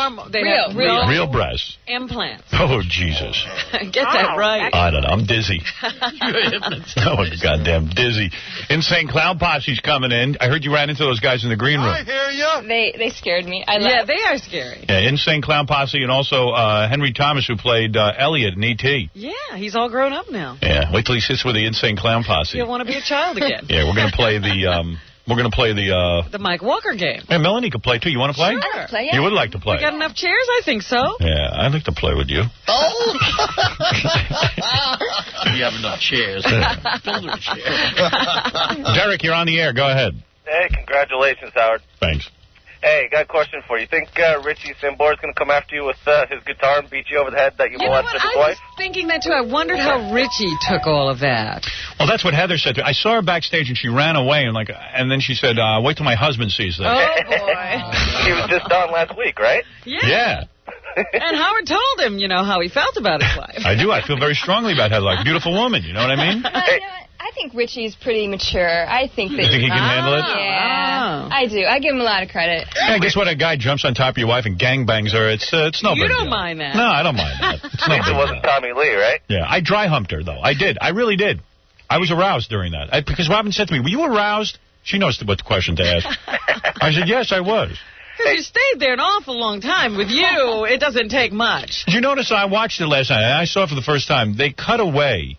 They started going to the audience. I think they got nervous that I was going to pull my pants down or something. They didn't know what you were going to do. Her legs were really spread, though. Did you see that? It was very funny because you were, right in there. Yeah. Can I do that with you, Melanie? Just jump on top of you and you'll spread your legs? Right here. Right now. Hey, Howard, one other thing. And it was funny because Heather was just brushing her hair, but she thought it was a joke. I know. Well, yeah. She winds up on the floor. I was watching myself, though. My hair... I'm thinking of cutting my hair. Oh, here you go again. You always say this. You're never going to do it. You know what I mean, baby? You like it long? I like it long. I had to deal with you in the 70s hair the whole movie. Right. And... Yeah, you know what? Melanie's like a really good-looking chick, right? And we're shooting the movie, and they got me in that wig where... funny wig. With the bad mustache. Yes. And I'm going like, I would like to look a little attractive for this woman. And the whole time I worked with her, I was dressed like that. Yeah, because you had that shoe brush mustache, and then the hair. Yeah. I was floored when I saw him for the first time with his long hair. Yeah. And the bad glasses. Yeah, they had me with the bad glasses. I forgot about that. And I was just like, oh, man. Like to look decent in front of this woman. And then when I did that scene in the bathtub, I had him give me giant white underpants. Yes. Because I thought they'd look funny. So I'm in front of her in giant white underpants with the bad hair and the mustache. I'll tell you something. When you stood up and the water was all in the underwear, they sagged. Yeah. It looked like you were carrying a load. I know. I think I was carrying a load. And they weren't hiding anything. No, it was very funny. And that underwear was cutting into my ass. You know I can't wear underwear? No way that underwear could cut anything. What are your measurements, Melanie? 36, 24, 36. Oh, perfect. And you go to the gym, what, every day? Every day. I'm every obsessed. Day. You work out? It's an obsession. Really? I'm you should see how flexible she is. Yeah? Oh, yeah. What do you do? Like you put your foot up by your head or something? Oh, I can do all that. Yeah, she does it all. Yoga or... I just stretch every day. Yeah. In fact, Melanie, show Robin how flexible you are. I could do something. I can press you. Yeah, go ahead. Okay. I don't know if you can see. I can put my leg in the chair and do a full split. You could? Really? How about do a full split on the floor? Watch this. She could do it. Okay, wait. That's easy? I just want to look at her. I don't care what. My underwear, but okay. Oh, who cares? Big deal, underwear. Watch this. Look how good she is. This is a really good girl. I just want Robin to see this. All right. It's important. You can do it with chairs. Just do it right on the floor. What's she going to do? That's too easy. Is it? Watch this. She used to do this for me while we were shooting the movie. Look at this. Look what she's doing. Oh, my goodness. Look at that split. Look at the split. She's got one foot up on a chair and one foot on the floor. She was right. The floor's too easy. I have to have sex with you now. I'm just looking at her crotch. I knew if she did the split, I'd see her underpants. Oh, yeah, so bad. Oh, man. Oh, boy. Well, what are you guys thinking now? That's without stretching. Yeah. Yeah, anyway, so I don't know what we're talking about. What were we talking about? Just erased your memory. Yeah, it screwed me up. Hey, Howard. Yeah. Let me ask you, so you think Bobby Booey was afraid for his life when he was up with Mariah's entourage and they're about ready to take That was him out? weird, man. Mariah Carey travels with 10 big black guys. They're called bodyguards, Howard. Yeah. And then there's little Bobby Booey. Right, bodyguards. And it's wild. And you know how bodyguards are. They always take their job very seriously. They sure do. And then all of a sudden, Baba Booey even looks like a threat. I don't know why they were getting uptight with Baba Booey. Well, one guy didn't understand what was going on, and then the other guy thought they were being portrayed as angry guys or something on the radio, so they all got out of control. Man, it was weird out there in L.A. Would you send someone up there to get him if he'd been in trouble? No. No, please. I won't get hurt. Neither does anyone else. Why should everybody go down? All right, thanks, man. All right. All right, there you go. Melanie. Gary claims he can take care of himself. Yeah, sure. Eric, you're on the air. Hey, Howard. Baba Booey. Yo, what's happening? Hey, congratulations on your award. Yeah, thanks. Hey, yeah, a couple years ago I had a chance to get intimate with Wayne Gretzky's cousin. And what? Yeah. What do you mean, a woman? Yep. Oh, okay. All right, go ahead, yeah. You know, we got to be friends and stuff, and then she pulled out a photo album, and inside there were pictures of Wayne Gretzky. I think she said she was like 5 or 6, of him getting oral from a cow. Oh, get out of here. Oh, that's absurd. I swear to God. You're insane. I saw the pictures. Why would his cousin have those pictures? Hey, guess what? My cousin has some pictures of me getting oral sex from a cow, eh? Yeah, you about 5 years old. Get out of here, you maniac. You have those pictures, send them to me. They're worth a fortune. Christian, you're on the air. Hello, Howard. How are you? Hi. Hello, Bob. You're beautiful. Good morning. Thank you. Thank you. God bless you both. Congratulations. Remember when I read your mind? You read my mind? Yeah, remember? When did you do that? Like a week and a half ago. You remember? I said, I actually got it right, but I think you dissed me. You guys just dissed me and, You said you could read minds. Yeah. I remember this guy calling in. You didn't read his mind. All right, try again. I don't want to do it again. Oh, okay. I just want to tell you how beautiful you are, Robin. You're very intelligent and witty and clever. And Hey, this guy's got a good rap. He's seducing you. Let me try that on Melanie. I can't begin to tell you how beautiful you are. You guys are awesome. You guys are. I was really nervous the last time I talked to you. That's why I sounded like an idiot. I can't believe Melanie didn't get Best Supporting Actress at the Academy Awards this year. Well, it's an Stupid ass. Anyway, here's what we're going to do. Insane Clown Posse's here. Elliot from E.T., Henry Thomas. Uh-huh. Has he and done Mike it? Walker is on the phone. Mike Walker will be on the phone. Melanie's going to hang in there. You want to play the game, right? Yep. Yeah, Melanie likes that. What, were you going to ask me if Henry Thomas has done anything since E.T.? Yeah, I want to know. Of course he's done. He did Legends of the Fall with Brad Pitt. Oh, really? No kidding. Yeah. Well, good for him. We'll talk to everybody, and we'll play the game. Insane Clown Posse has written a song about me. You and your past life. I like the song. I think it's an interesting premise. I think it's true. When I lived in Detroit, Insane Clown Posse was there. I was a serial killer. They were serial killers. We killed over 60 people together. And then you got to be a big radio star. And I got to be a big radio star, and then that's the reason I keep putting Insane Clown Posse on, because they're going to tell the world my secret. Nobody else puts them on. Yeah. That's funny. It is funny. Together, we killed about 50 until he got a radio job in New York City. Good luck, a handshake on the curb. Oh, about the killer thing, mum's the word. Years later, I'm trying to make it in hip-hop, but every damn record that I make is a flop. And here's Howard's face everywhere I turn. Movies, books, Stern. Damn, he don't even know his friends anymore. We used to kill people together. Oh, and that's when I called him. Suppose I go to the press with the killer thing. No, you wouldn't. Besides, you can't prove me. Videos, pictures, come on, home movies. Howard, I can take you down and you know this. What do you want from me? Famousness. Put us on your big radio show and play my LP and tell him you love me. We made a deal next day and he did it. Next thing you know, we went gold in a minute. And everyone loves ICP except for the 17 million trying to kill me. It's all good, but the world may never learn what really goes on in the mind of Howard Stern. And the Blockbuster Award for Favorite Actor Newcomer goes to... If I don't win this award, I'm getting up and I'm walking out. Howard Stern, Private Parts. Wow. The king of all media went wild as he was named favorite male newcomer for Private Parts. Wow. They like him. They really like him. I don't know how much time is left in the show, but I would like to take my allotted time and make out with Heather Locklear. Now, how about that dopey speech, Howard? Also, you've been wondering who is the father of Jodie Foster's baby. It's me. Gee, maybe thanking your agent and your mother wouldn't have been such a bad idea after all. Thank you. After mauling Heather Locklear, one more word from the award-winning Stern. I tell you, Hollywood is a great place. I show up and I'm looking at Heather Locklear. What other place can you come up on a stage and suddenly just make out with Heather Locklear? It felt great. I forgot everything I was going to say and I just went for it. And the Blockbuster Award for Favorite Actor Newcomer goes to... Howard Stern, Private Parts. You know, we got to examine the article when we get back to that Kathy Lee was in bed with Frank Gifford and he discovered breast cancer in her. Yeah, I thought that was pretty incredible. He found a lump in her breast, but it wasn't breast cancer, was it? No, she was benign. But my question is... She is benign. She's asinine, too. My question is, did he tell her before or after the completion of the... I think he did her, and then he said, hey, baby, I found a lump in there, too. You're listening. You are listening. The answer is, of course, Howard Stern.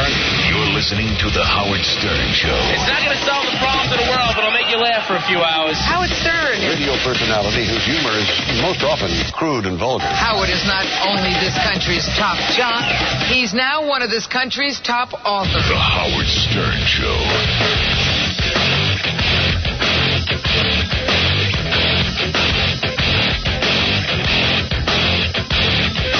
Heineken.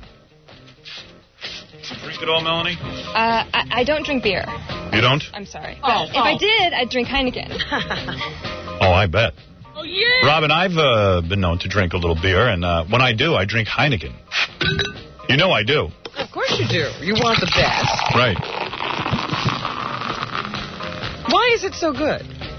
Well, you drink it, and then you see it has a rich taste. It's just not bitter. Fred, describe why Heineken is so good. You hit it right on the head. That's key, because a lot of beers are just bitter. And plus they give you no kick. I don't enjoy the taste of most beers. I like this Heineken beer. I like it.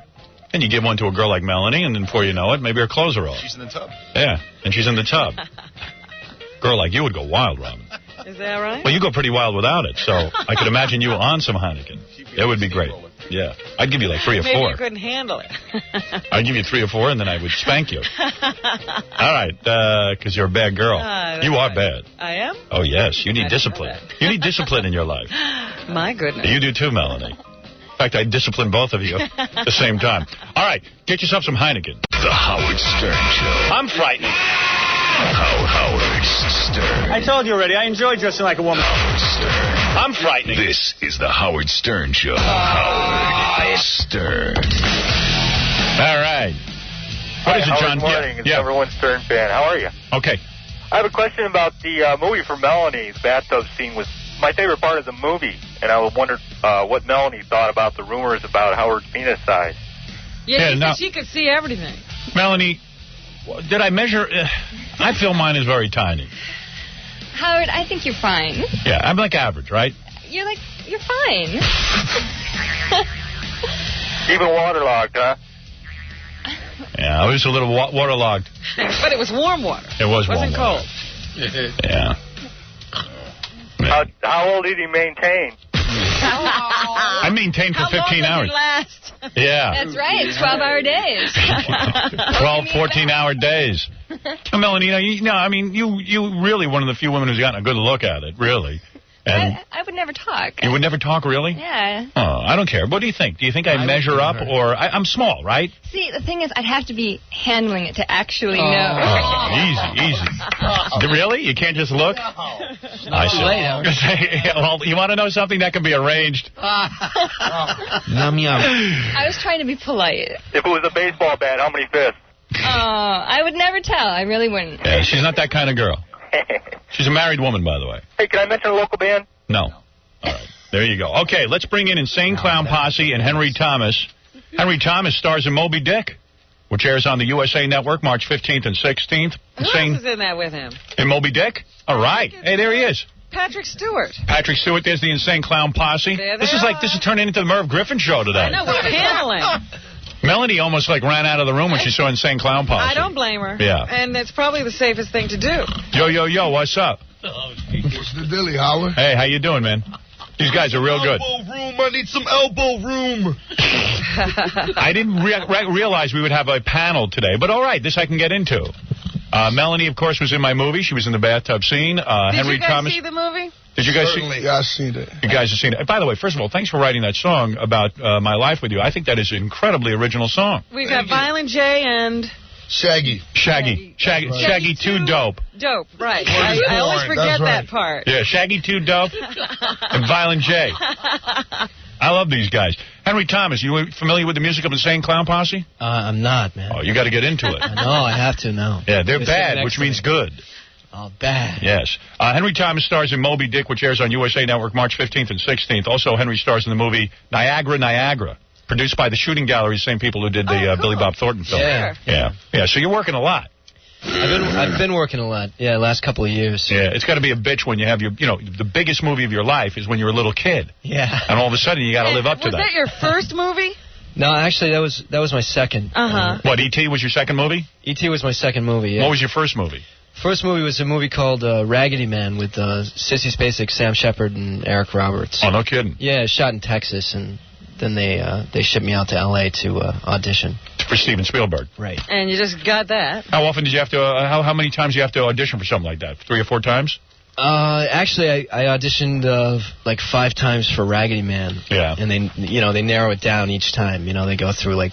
Well, when you had to audition for Spielberg, did he make you go through 5 auditions? No, I got it first audition. I went to a meeting, and then the next day I read. No kidding. Yeah. Damn. That's the only time it's ever happened, though. Yeah, right. And it's pretty cool. Yeah, when something's meant to be, it just kind of happens, and it goes easy.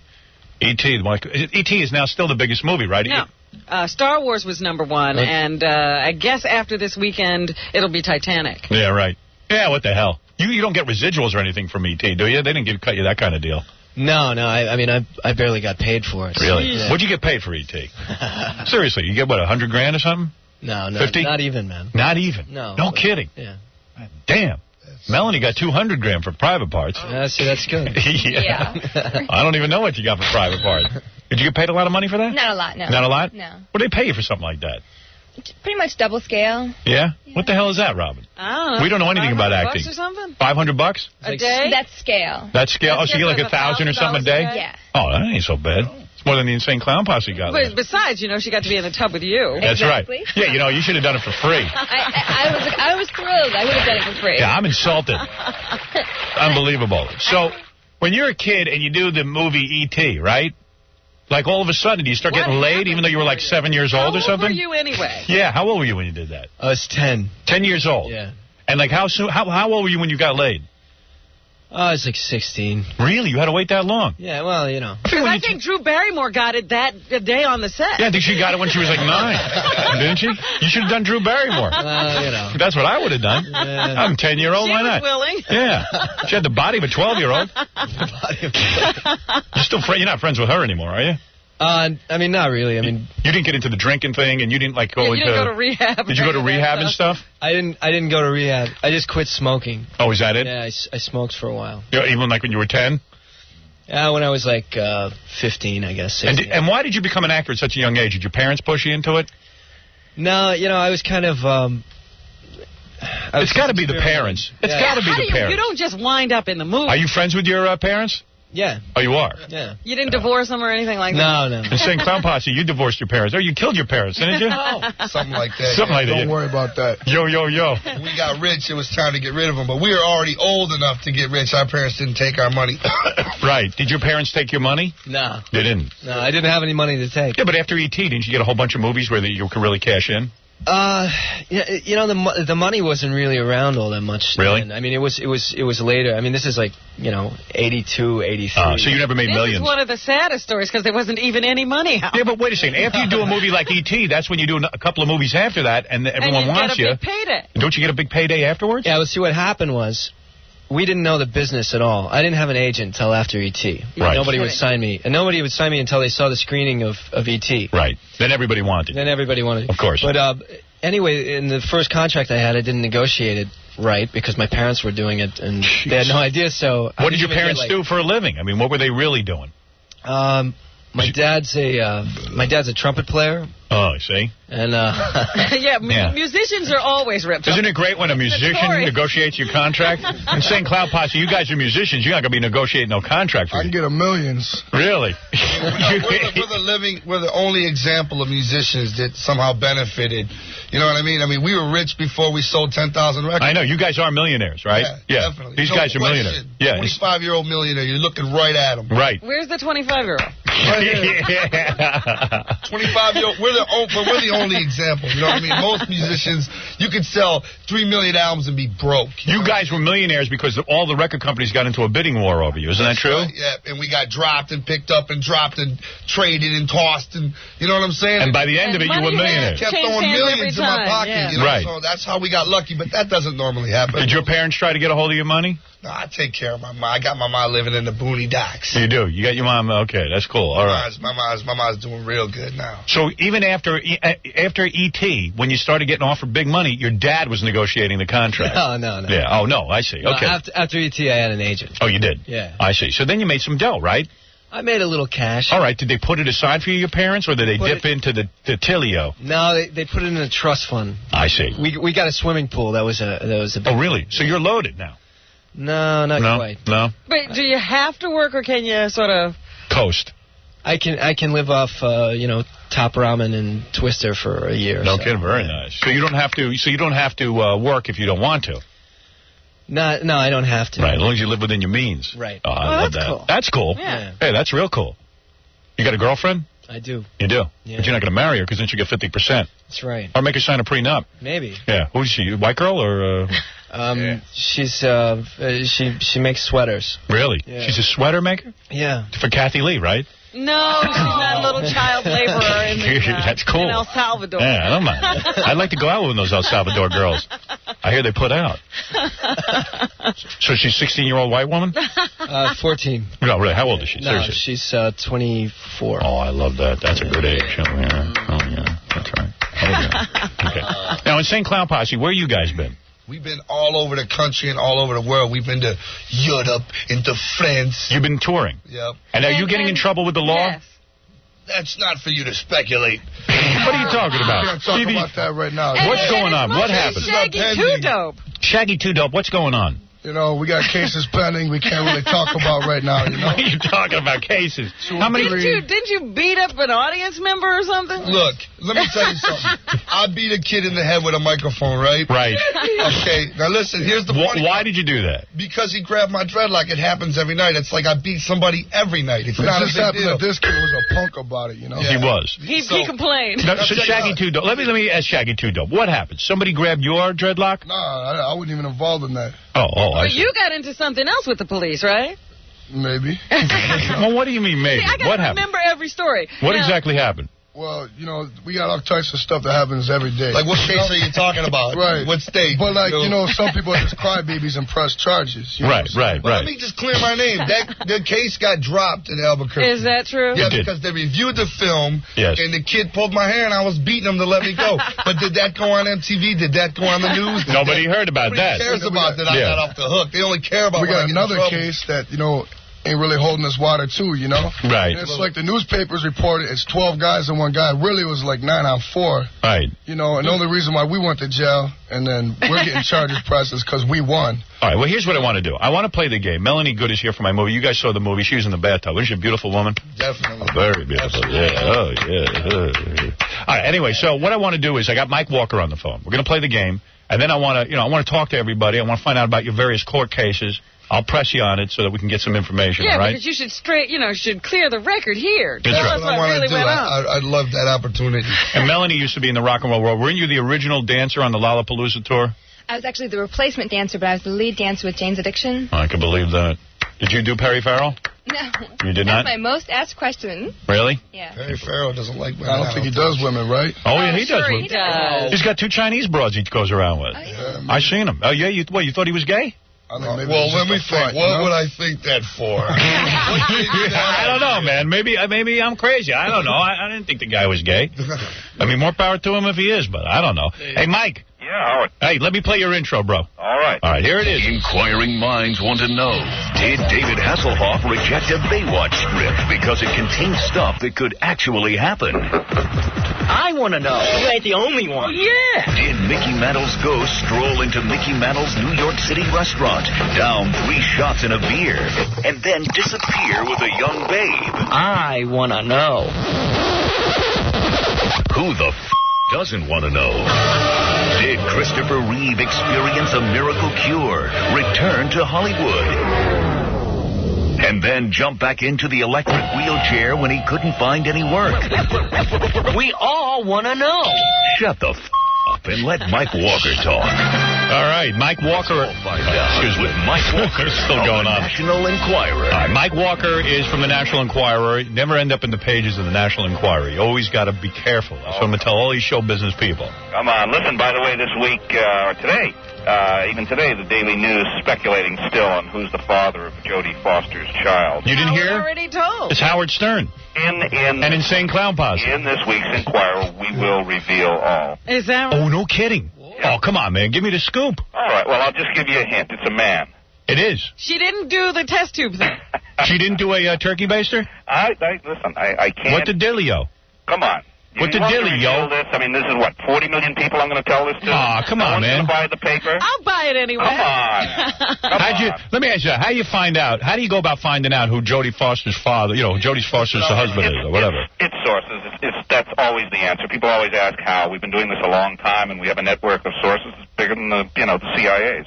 Hey, you can run this story. I just asked Melanie Good for oral underneath the console. Really? She was terrific in your movie, buddy. She's a very good actress. Yeah, very good. Yeah. Wow. Yeah, baby. Absolutely. You were talking about breasts. The show is always so... Howard, you always educate as well as entertain. Yeah, why don't you do a special Inquirer on just which girls have breast implants and which don't? Breast implants, absolutely. Yeah. We should do that. Why don't you do that? Melanie's are all natural, guys. Take a look. Go ahead. I remember when... I don't know if even Melanie would know this, but many, many years ago, I mean, not that many, say 20 years ago, it was paraffin. It was wax that they used. That's correct. I have that in my chest. They're going to try and remove it. I went on an interview for an actress. I walked into her dressing room. Honest to God, swear, she had I didn't know what she was doing at first. She had a can of, Sterno? Yes. And you almost can't see the flame from Sterno, right? And to me, as I walked in, I see this woman fondling her breasts. Huh. And I thought, what the hell is... And I walked in, and I said, well, excuse me, what are you doing? And she laughed, and she said, well, they get hard. It's very cold. when I go out on stage, and she was using sterno to sort of heat the bottom of her breast. Wow. Because it was wet. Is that really true, Mike? Swear. No, I believe that because they used to inject like paraffin. Give us a name. Who was that? Who was that? Paraffin. No, I'm not going to say it was. Why? You're the National Enquirer. That's a true story. Isn't it true that was Cher? All right. Whoever it was, we don't care. All right. Actually, we do care, and I'll find out later. I would really like to know. All right, Mike, we're going to play the game. We have a lot of great people here. Henry Thomas, who stars in Moby Dick, which airs on USA Network March 15th and 16th. Also, Henry stars in the movie Niagara. When is that coming out, Henry? That's March 20th. All right, I'm going to ask you what that's about in a minute. Moby Dick. That looks great. Moby Is Dick. Patrick Stewart in that with you? Patrick Stewart is Ahab. Yeah. Let me ask you, didn't that used to be a book or something? Yes, of course it is. Right? Right, Melanie? Howard. Right? Yeah, because I think they had that in school. Yeah, you think they brought it by you. Yeah. Herman Melville. Yeah, and Gregory Peckerhead. No, remember. Herman Melville wrote it, not... Oh, he's a good actor, too. Okay, he is. Right in St. Clown Posse. You ever read that book? I don't read. You don't read? Do you guys know how to read, seriously? Yeah, I can read a little bit. Really? Give him something to read. I want to see you guys read. Read a little bit. I can read. Can you really? A little bit, yeah. Because you're supposed to write your own songs, Jackie right? Two Dope, can you read it all? I can speed read like the Mega Memory Man. Really? Yeah? I'll give you Jackie's play. Let me hear Shaggy Two Dope read this. Let me see if you can read it. Here. Give that to me. I want to see if you can read it. Go ahead. You guys are wild. This says, Jackie, Penthouse, Joke Page, Martling. Here's 2 filthy joke CDs. Sergeant Pecker and the Joke Man. $12, $4 U.S. shipping. Is he using his finger? Oh, he's sounding it out. You're doing good. I could do like Mega Memory style. Really? See, he already has the message, but we don't get it. Right, you did a nice job there. So everybody can understand. Melanie, you read the rest of it, will you? You want me to do it like an ad? Yeah, whatever you want. I don't care. I got to get the mic. Oh, all right. Go ahead. His CDs are also available in all major record stores coast to coast on Oliglo Records. Is that right? Yeah, it's close enough. Who cares? I'm just looking at your chest. I like to rub the paraffin on your chest. For information and jokes, visit jokeland.com. Jokeland.com. Everybody loves it. All right, Mike, so you've got 4 stories for us. Mike's on indeed. All right, so let's... everybody know the premise of this game. Explain the premise, All right, the game is 4 stories. Right. You guys are all in show business. You should be able to do this no problem. Right, there are 4 stories. 3 are true, 1 is false. We're looking for the false. Looking for the false story. Go ahead, Mike. Okay, here we go. First item, I call this one Confucius Say Burp. Chowing Chinese at Studio City's Chin Chin, Rosie O'Donnell topped a huge dim sum feast by wolfing down 15 chocolate-dipped fortune cookies and told awed onlookers, I'm not stopping until I find a fortune I like. That is disgusting, and that is gross consumption. I'm sorry. There are people starving in the world. She has, her head weighs 100 pounds, Robin, alone. All right, go ahead. Item 2. Story number 2. Burt Reynolds, whose addiction to toupees used to cost $1,500 a week, has gotten superstitious about the hairpiece he wore in Boogie Nights, the flick that earned him an Oscar nomination. Right. He has ordered 3 new Lucky rugs in almost the exact same color and style, except that the hairline is slightly more receding in keeping with his age. He'll wear it to the Academy Awards and swears he'll never change styles again if he wins the Oscar. All right, go ahead. Scream queen Neve Campbell's undergoing hypnosis to kick her 10-year smoking habit, but she's panicked that while she's helpless in a trance, the hypnotist will strip her, don't get ahead of me, of her talent. She says, what if the hypnotist somehow takes away my acting skills and ruins my career? Oy vey. And number 4, just call What'd you say? Doesn't have to worry. Yeah. I was going to say it was tenuous anyway. All right. We're not sure there's any talent there anyway. Go ahead. Item number 4. Just call him Johnny with the light brown teeth. When Johnny Depp, who is also a heavy smoker, filmed the first scene, for his latest movie, the director yelled, cut.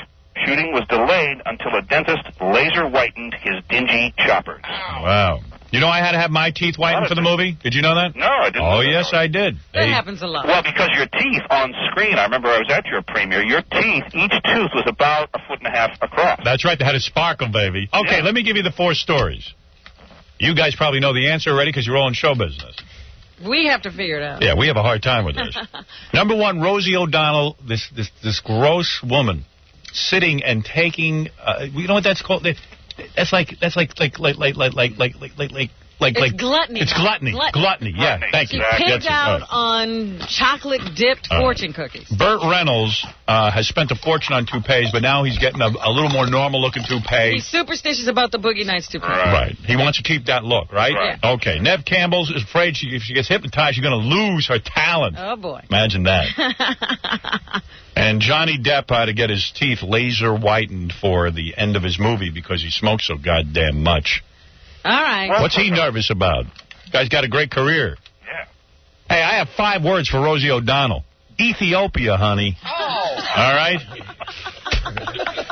All right. Now I'm going to go to, who should I go to first, Robin? You pick. We have so many celebrities. Let's start with Henry. All right. Henry Thomas, of course, who stars in Moby Dick on the USA Network. It was the kid in E.T. That's what he's most famous for. And now he will have the answer. Go ahead. What do you think is the fake story? I think the fake story is the Neve Campbell hypnotist story. Now, why do you say that?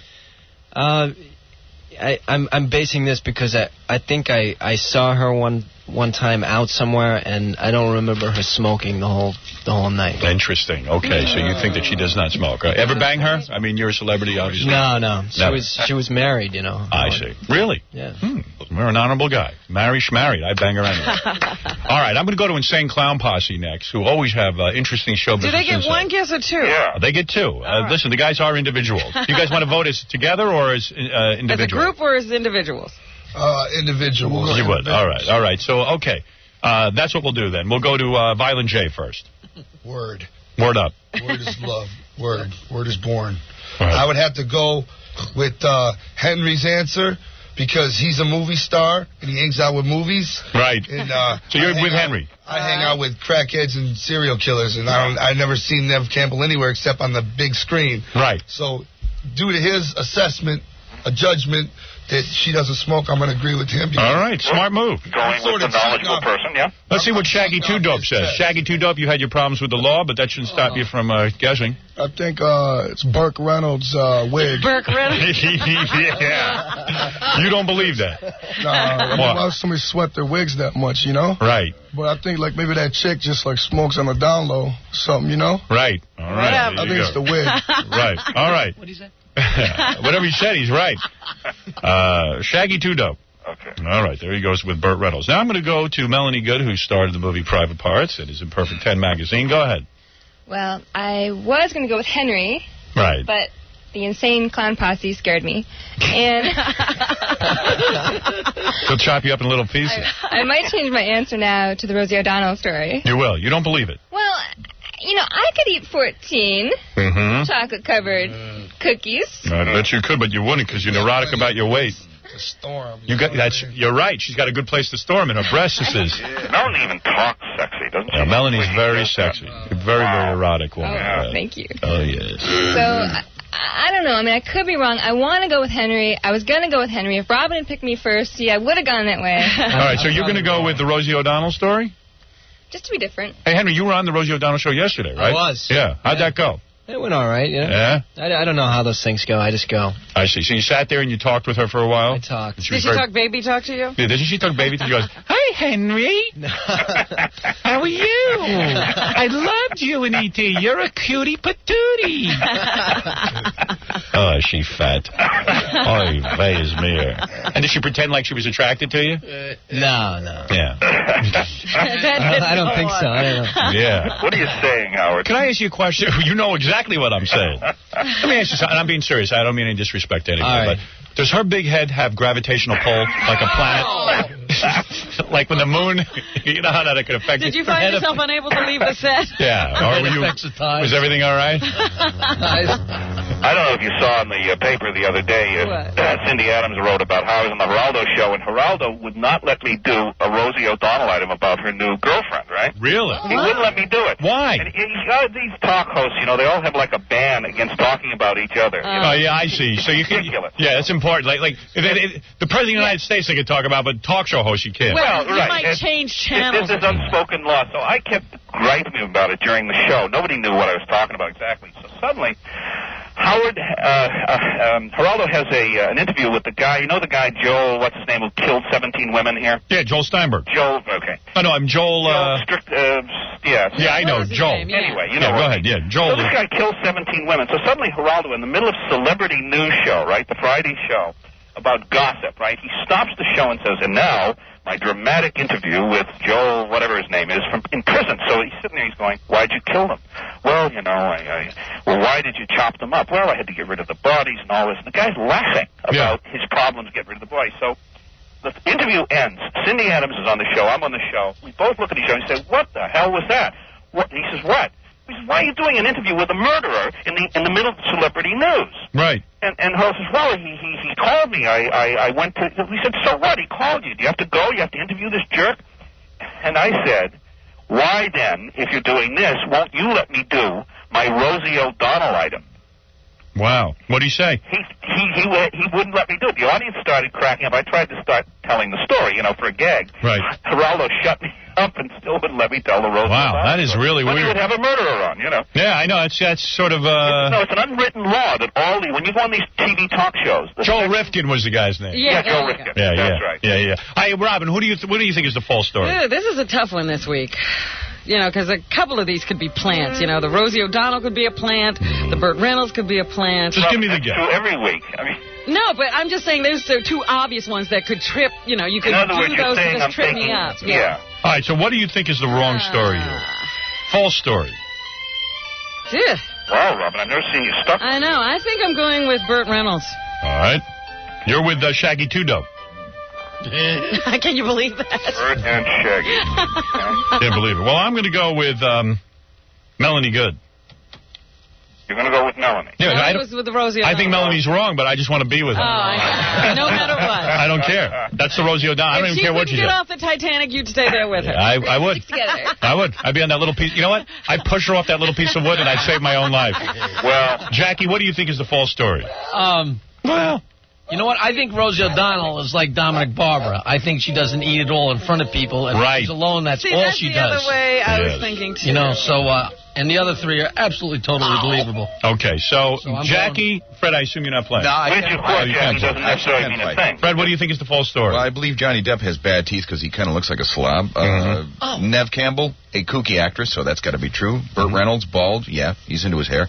I want to believe the Rosie O'Donnell thing is being true, because she eats like a Chinese pig, but I think that's false. Jackie, Howard, Fred, and Melanie Good all think it's Rosie O'Donnell, Shaggy 2 Dope, and Robin Burt Reynolds. And we have, look at this, everybody's teamed up. Yeah. Violent J and Henry Thomas say the Neve Campbell story. What is the false story? The false story is Burt Reynolds' wig. Oh, wow. One of the most believable items, by the way, I've ever done. That is totally believable. In fact, he may do this now that he's, remember, Cher now is doing the Sonny Bono tribute when we did the phony item about Cher doing a Sonny Bono tribute. I can't believe that Shaggy 2 Dope. What are you, a Showbiz Insider or something? Very good, Me and Burt are good friends. You are good friends with Burt. And I know he don't let everybody know about his wig too much, you know? Right. For me. Yeah, well, everyone knows about it. Hey, Mike Walker, thanks. We'll look for you in the pages of the National Enquirer and the Geraldo and all your TV specials. Right. Thanks a lot, Thanks guys. a lot, Mike. Great fun. Mike Walker. Bye, Mike. Ooh, now I know. Now I know. Me too. Thanks, Mike Walker. You're listening to the man who thinks he knows everything, Howard Stern. I certainly do. Now, let's get back to the problems of Insane Clown Posse for a second. Guys, so tell me something. I'm worried about you. You know I love the band. I think you guys are great. I love that song you wrote about me, about us being serial killers in Detroit. But aside from Violent J getting his hair pulled and slamming a guy in the face, tell me seriously, Shaggy 2 Dope, what is going on with you? What are your various legal cases right now? What is pending? Just all like assault stuff, you know? Yeah, that's what I was hearing about you. What happened? You get crazy with your fists? You get angry? And well, like some people, you know, just, you know, push you, so you gotta, you know. You gotta fight back. You gotta beat their ass. Right. Yeah. So why don't you guys get bodyguards? We do got bodyguards. They're sitting out in the lot. The first 2 times I came on this show, I got my ass kicked both times. But really? They don't wait outside. They follow the damn car to the hotel in front of us. And I'm not a punk, you know what I mean? Just because I'm rich and famous. Right. And even if you have your bodyguard whip somebody's ass, you still get charges pressed on you anyhow, so you might as well whip their ass, you know? Right. So you would rather whip the satisfaction of beating them, you know? Right. In other words, if you send your bodyguard, you're going to have to go to jail anyway. So you might as well beat this guy's ass. Well, no, you won't go to jail. But, right. Look, we've gone in and out of jail our whole lives. It's just now people are paying attention now. Female problems? Female problem. Yeah, all the women are in check. You know, you guys don't have any. What, did you guys knock up some women? Oh. No? What happened? What's going on with the broads? Nothing. Shaggy Two Dope looks like... Shaggy Two Dope is being awfully quiet. What happened? Yeah. Which one? Chicks aren't really too much into serial killer clowns. You know, it's mostly a dude. You guys don't get a lot of girls, do you? Well, we do get. Just put it this way: the ones we get, they're guaranteed. You know, any girl that's going to come out to an insane Clown Posse concert and wait by her bus, she's already got a couple of screws loose anyway. Right. So you have no problem tagging that. You know what I mean? Now that we're rich, famous millionaires, we get more than we did when we were doing this and being broke. Now, you're taking... Shaggy Two Dope, you have a lot of kids. You're taking care of all your kids. I don't got a lot of kids. How many kids you got now? 2. You got 2 kids? Now, where did you get the 2? Last time. Same woman or different women? Same woman. Same woman. Right. Oh, all right. But you're taking care of them? You're paying them? Reasonable, responsible father. All right. Just really? Shaggy Two Dope is a responsible father. I care about my own, but I don't care about anybody else. Right. You care about your own. Right. Yeah, these other little kids annoy you. You know something, though? You know something that's true, though? This is the truth. You know, like all the Ozzy Osbourne stuff about, you know, all that old school stuff that I grew up on, hearing him about biting bats' heads off and everything. It's all bull, man. We get into a fight at a Waffle House. It was like 6-on-4. When the press talks about it, it's like 10-on-1. They go out to our tour bus. Isn't the rock business getting very dangerous, that you are in constant fights and constant wars with people? I mean, when you're sitting in a restaurant, people recognize you. Kids are drunk. They come in there. They start messing with us. We're going to beat their ass. It's that simple. Just because we make music doesn't mean I'm not going to beat your ass. Do you go to the restaurant like this? Okay, you wear your clown makeup, right? Everywhere you go. All the time. Right. You'd be safer in Iraq, though, the way you guys are going. I mean, we normally don't... What is that, Gary? It's really funny because there's 2 guys that are with them that are wearing like hockey masks. I saw that. Are those your bodyguards? That's twisted. Let me see those 2 and guys. That's why Melanie was afraid, and I think Henry Thomas's publicist might be afraid too. The Monoxide Child, Jamie Madrox. Now there are security. Everywhere you guys go, you wear your clown makeup because those are like your colors. Those are like your gang colors, right? Word is born, son. Right. That's right. Right. Now look, the bottom line is this, man. I mean, we don't usually get into fights because we travel mobbed up. We travel like crazy deep. Yeah, I'd be afraid to get in a fight. Like really stupid people that are really drunk step to us. This right here, this is Jamie Madrox in front. All right, these are your bodyguards. These guys are very scary looking. And guys, let me ask you something. Why can't you protect these 2 guys and keep them from getting in violence? We can protect them, and we will protect them. You will? That's correct. See, the good thing about them is they also do shows with us, too. Yeah, rock and roll has really changed. Check it out, though. These guys, let me tell you something, Howard. These guys, they don't know how to fight. They're serial killers. Like if we get our ass kicked after this show, we'll get our ass kicked. It's all fine, but they'll memorize the license plate and take them out like 4 months later. You know what I mean? Yeah. Do you guys ever climb into a tiny car like in the circus because you got your clown makeup on and everything? Only limos, Only stretch limos. You guys love the high life, though, right? You love the money. You love the action that rock and roll has brought you, right? Woo! Yes, but you know what? They don't do the jewelry thing. They don't do the clothes thing. Yeah. Well, they do the clown thing. Another thing. Yeah. Another thing. We started our own record label. Howard, Robert, you guys got to help us out, man. What? I got a certified gold record, and MTV won't even look at me. Really? No radio stations in the country are playing us. They will not. They will not put your video on MTV. The MTV in Europe. Hey, Howard. The MTV in Europe loves us, but we tell them to stop. Look at these guys. This is twisted. These guys, we started. What is it, Baba Booey? Somebody called and told us that they have a video out. Something about strangling people. It's so violent. They said you couldn't even show it on television. Maybe that's why they're not. Maybe you guys got to make a more mainstream video. I have sellout videos. You I'm do. dancing like Hammer in videos. Really? I'm telling you. They won't play those either. If you guys put a call in for, say, man, these guys, they don't see us as a real band. And then we went certified gold. Right. They still don't see us as a real band. And your music is good. We do stuff like that. We do new stuff, original stuff, Twisted, Misery, Insane Clown Posse. It's just the music of the new millennium alone. It is really good music. You know what I'm saying? Emoji, you're on the air. Howard. Yes. How dare you call these guys musicians? Not one of them plays an instrument. Listen, and they're using your name. How dare them use your name and no music? Sounds like a child in the background beating on the pan. What's this guy's name? Were you Moja? Yes. Moja. Yeah. Yes. How do you know what I play? I play instruments up and down your back. All right. I play crazy instruments. I play the cello, the flute. Well, why does it sound like somebody in the background beating on the child beating on the pan? Listen. I play. At least you could sample somebody like Coolio or Run DMC. I play crazy instruments. You guys, you encounter this a lot? People are angry with you? Because you're white boys, maybe? It's like because we're white, we're supposed to play instruments. I don't know whether you're white or black. I don't care about that. All right, James, you're on the air. Yeah, Howard? Yes. I wanted to ask ICP, why do you guys, are you guys pissed that most of your fan base is white and a lot of black people think your rap is crap? This is the truth. Spin Magazine this guy must have read Spin. Spin Magazine ran a gigantic article saying of how our fans are white, and they're not. Like, I don't give a damn if they're blue. What does it matter? Right, well, you just want the money. I'm in Detroit. We're supporting you, man. Thank you, brother. Well, there you are. All right. There's a lot of controversy. It's like the fact that we're white and we do rap and we don't play instruments on stage. We're supposed to play instruments. Everybody's so pissed that we don't play instruments on stage. If you come to one Insane Clown Posse show, you'll see why we don't play instruments. It's pure pain. Look at these guys. I know. I'm looking at you get covered with the Fago. Now, Henry Thomas, you do not travel with any bodyguards or anything? You don't find any of this going on around you, do you? Nah. No one tries to kick your ass? They used to try to kick my ass in school. Right, because you were in E.T. and all the kids were jealous. Aliens try to abduct him all the time. Yeah. He told all his friends about him. Right. Do you ever wear a clown mask at all in any of your appearances or anything? Yeah. When I knock over liquor stores and stuff. Sometimes you do. Well, there you go. There you learn something. Melanie, you're a beautiful woman. You're in Perfect 10 magazine. You're in my movie. Are you attracted to the Insane Clown Posse? Do you like this clown look? Oh, I'm going to say yes. Yeah. Until we go back into the green room. Right. You guys would love a woman like this, right? I've had a woman like that. I had a woman. Remember, I was telling you last time they filmed a porno in our bus? Not that you're a porno woman. Right. You could be. I don't know. But I'm not going to say it. Not that you are. I said something. I got somebody in trouble. I said something about Julie Rage. I said that I had sex with her. Right. And her husband almost divorced her. Right. And I want to say that I didn't really have sex with her. You lied. Oh, you lied.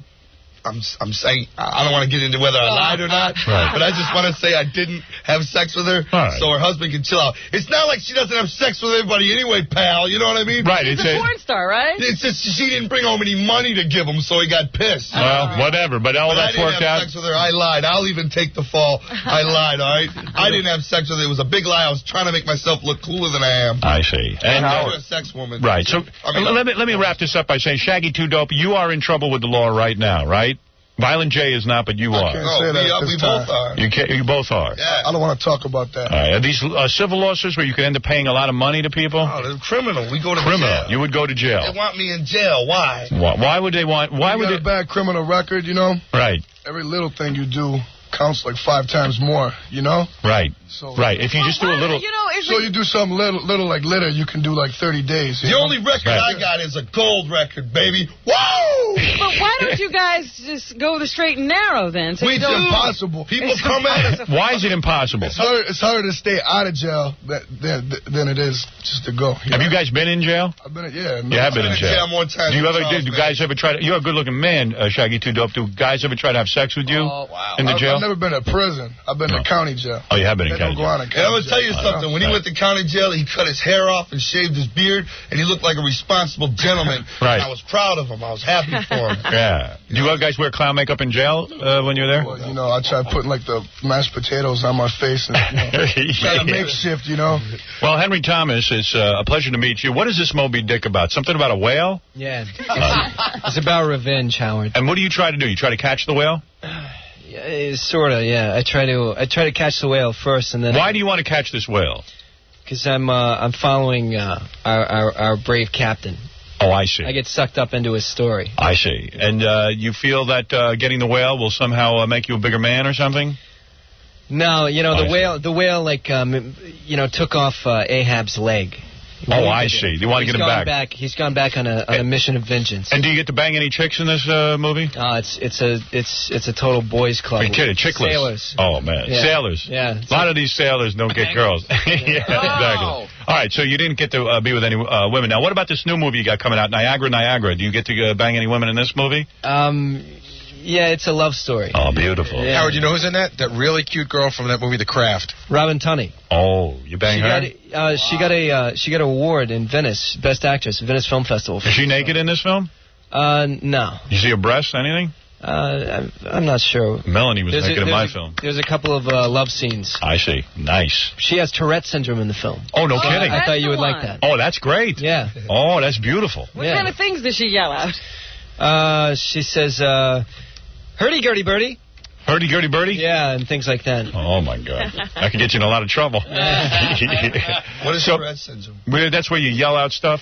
Woo! Yeah. It's also like, touching ticks, like, I see. She can't control herself. I would love to make love to a woman who had Tourette's because they move more. Wow. A lot of them don't move. They can't help themselves. Right. So Niagara is a big movie for you. And are you nude in this movie?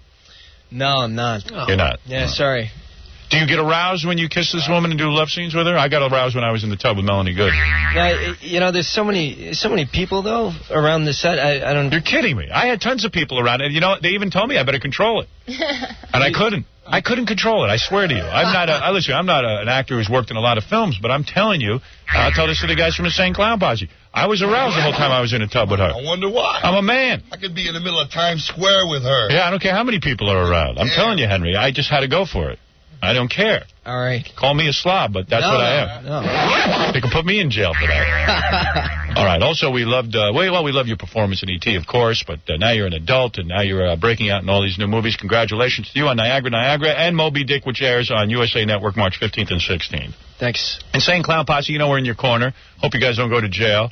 Put that call in MTV for me. All right, I will talk to them about that. I know some people. I really would like to. Now that I'm gold, it would help your album even sell more copies, wouldn't it? Right. That's right. And I want to thank you for having us again, brother. You know what I mean? I love having you here. And of course, my most important guest today was Melanie Good, who was in my movie Private Parts and was naked in a tub with me. Butt naked. Butt naked.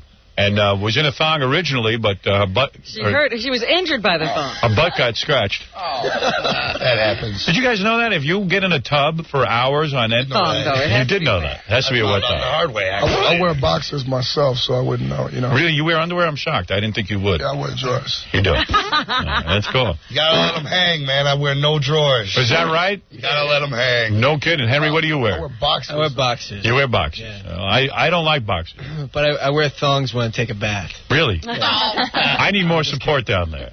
What's up, Detroit? I love you. We love you. All right. That was Look for Melanie in Perfect 10 magazine this summer. And what is that? My Ocean won't be out, but we're premiering the magazine on the 16th. Your what? Premiering the 3rd issue on the 16th. Oh, you are? Is this on? Yeah. Yeah, it's on. You can't hear yourself? No, I swear it cut out. And what else? Why? You want to promote something else? No. What is that party you're having? Do you want to talk about that? Oh, that's just the magazine premiering on the 16th, but my issue won't be out till the summer. All right, very good. Hey, now. All right, I get it all. Thanks, Insane Clown Posse. Thank you. Thank you, Henry, and thank you, Melanie. It's always good to see you. Washed-up talk show host and old fart, Steve Allen, on Howard Stern. Certainly a talent there. And I don't think that if Howard heard that I said that, he'd be in the least offended. I don't believe he would ever describe himself as talented. That's a good one. He just figured out a way. He could never work as a stand-up comedian or an actor or anything. Oh, that's good. But he just found his own little niche and discovered that there is now quite a depraved, mostly youthful audience, which does not bode well for the future of our society, by the way. Hallelujah! Who actually would prefer that to the McNeil Air Report, and it gets back to that Hamlet and mud wrestling contrast again. Yes, sir! I wish Howard good health, but he's not good for the American mind. Well, I suppose he's a smart businessman in his way because he's found his niche, as you say. And yeah, I'm afraid there's an audience, there's a market for that. There's also a market for cocaine and heroin and tobacco and a lot of things that kill. Thanks, Steve. From your friends at the Howard Stern Show. Hey, John Bonet. Anyone find my killer yet? It pisses me off. Here's the guy who pisses you off. Howard Stern. I was just looking at this list Robin gave me. And it says that Private Parts, the movie, is the number 3 video sales for the week. Last week it was number 4. It's moving up the chart. There you go. Oh, that's pretty cool. Air Force One is the #1 video rental. I'm like, did you see that movie? Yes. I didn't think it was all that good. It's all right. I mean, it's all right. It's a good action film. You saw it on that little screen in the plane, I bet. No. I watched Air Force One. I had a screening copy. Oh, yeah? I saw it at home. G.I. Jane I saw on the movie. I watched that on the plane. Little tiny 3-inch screen, G.I. Jane. And you know what? You know why that movie sucks? Because Demi Moore didn't get naked. Not only that, she's playing like a guy. Yeah. I don't want that. I want her... Who wants to see Demi as a guy? I know. What the hell are they thinking? Yeah, you're watching a guy punch her in the face. I watched that movie, The Game, on the way back. Yeah. And, I don't know. That's with Michael Douglas and Sean Penn. Mm-hmm. Sean Penn's hardly in it. I don't know. Right, he's at the beginning and the end. That movie's real boring. They could have done that movie in a half hour. I thought it was suspenseful. Now, Devil's Advocate rocks. That's cool. That's with Al Pacino. And Keanu Reeves. And he's real good in it, too, Keanu. And Al's always good. He's the man, you know. That's what I always call him. Yeah. What's Event Horizon? Did I see that? Event Horizon is one of those sci-fi thrillers, and it's not thrilling at all. Event Horizon? Did I see that? No, you didn't see that. That's with Lawrence Fishburne. Oh, yeah. I saw him on a plane once. He told me he was... Did they make that in England? No. No? He was probably doing... what did he just do? Othello? I don't know. Maybe he was doing that in England. There are black guys in Shakespeare? Yes, Othello was a black man. I don't know anything about it. What? I saw Contact. That sucked. Yeah. Oh, the whole movie, you're waiting for something to happen. Awful. What's The Edge? And the ending is totally ridiculous. Yeah, that sucked, too. The ending. The Edge. What's that? The Edge is awful, too. That's with Alec Baldwin and Anthony Hopkins. Is that the one you were watching, Jackie? Is that the one with the bear? Jackie was... Did you hear Jackie on the plane? Was that him? He was whooping up about The Edge? Jackie had his headphones on. All of a sudden, I'm sitting next to him. I'm getting woozy. I'm getting a little sleepy. There's a couple places in the movie. Jackie all of a sudden went... He goes like this. Bah! Yeah. At the top of his lungs. And then, woo! Woo! Woo! Did you hear that? You did the same. You forgot you had your headphones on and you were cursing. Everybody was wondering what Jackie was watching. Everybody wanted that movie. I was calling one of those chicks the C word. I didn't realize I had my headphones on. I was talking a little loud. I think I'll get that bitch to bring me something. Oh, get out of here. I didn't say that. You didn't say that about the stewardess. No, I didn't say it about the stewardess. He's insane. I used the C word. But I didn't say it about the stewardess. I didn't. He's nuts. You on drugs. You couldn't have liked The Edge. Did you like it, Jackie? Yeah, it was fun. Oh, stupid. God. It's Alec Baldwin, and they're with bears. Alec Baldwin's sick. Anthony Hopkins kills the bear. Oh, that don't make sense. What's nothing to lose? You got me. Hey, you're on the air, Bob. Yeah, how's it going? Just back up a bit. Who are these guys? Insane clown pussies? Who are they? Hey, wait, they're still out there, man. Hey, guys, come in here. Oh, no. Those guys will rake you over the coals for saying that. What's that? Why don't you like those guys? Well, I like the song they did about you. That's cool. But hey, by the way, Insane Clown Posse, I didn't mention this. Tonight they're going to be at the Palladium in Boston. Oh, is that right? And tomorrow night they're going to be at Irving Plaza in New York.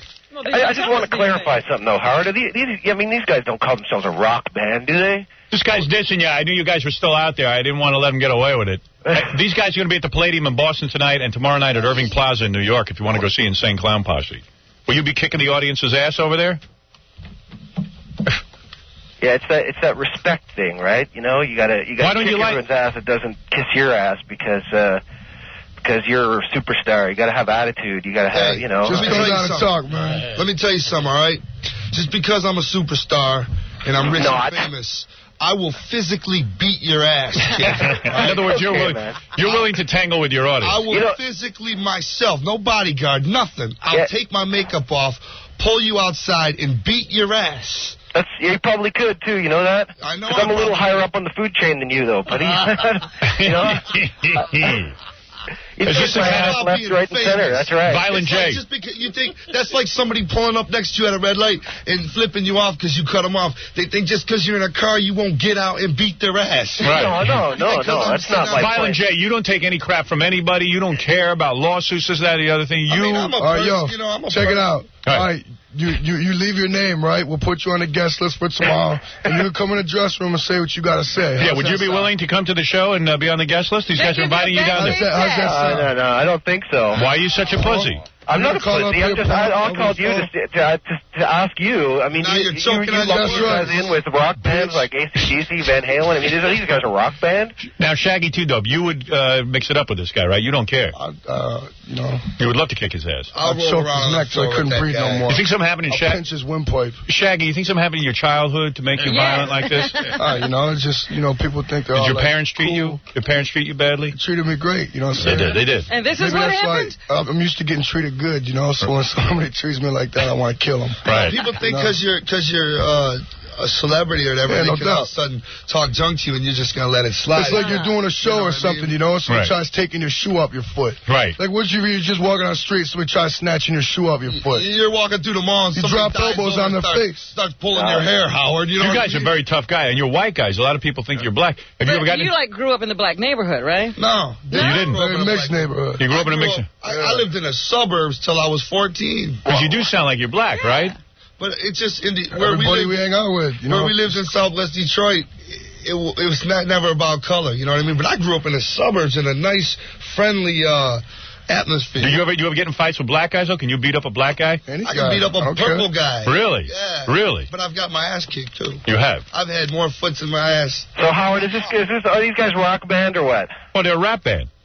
Well, hold on a second. You don't even know what we are. You're calling up here like that. I know I'm really going to choke you when I see you. All right, let me move along here.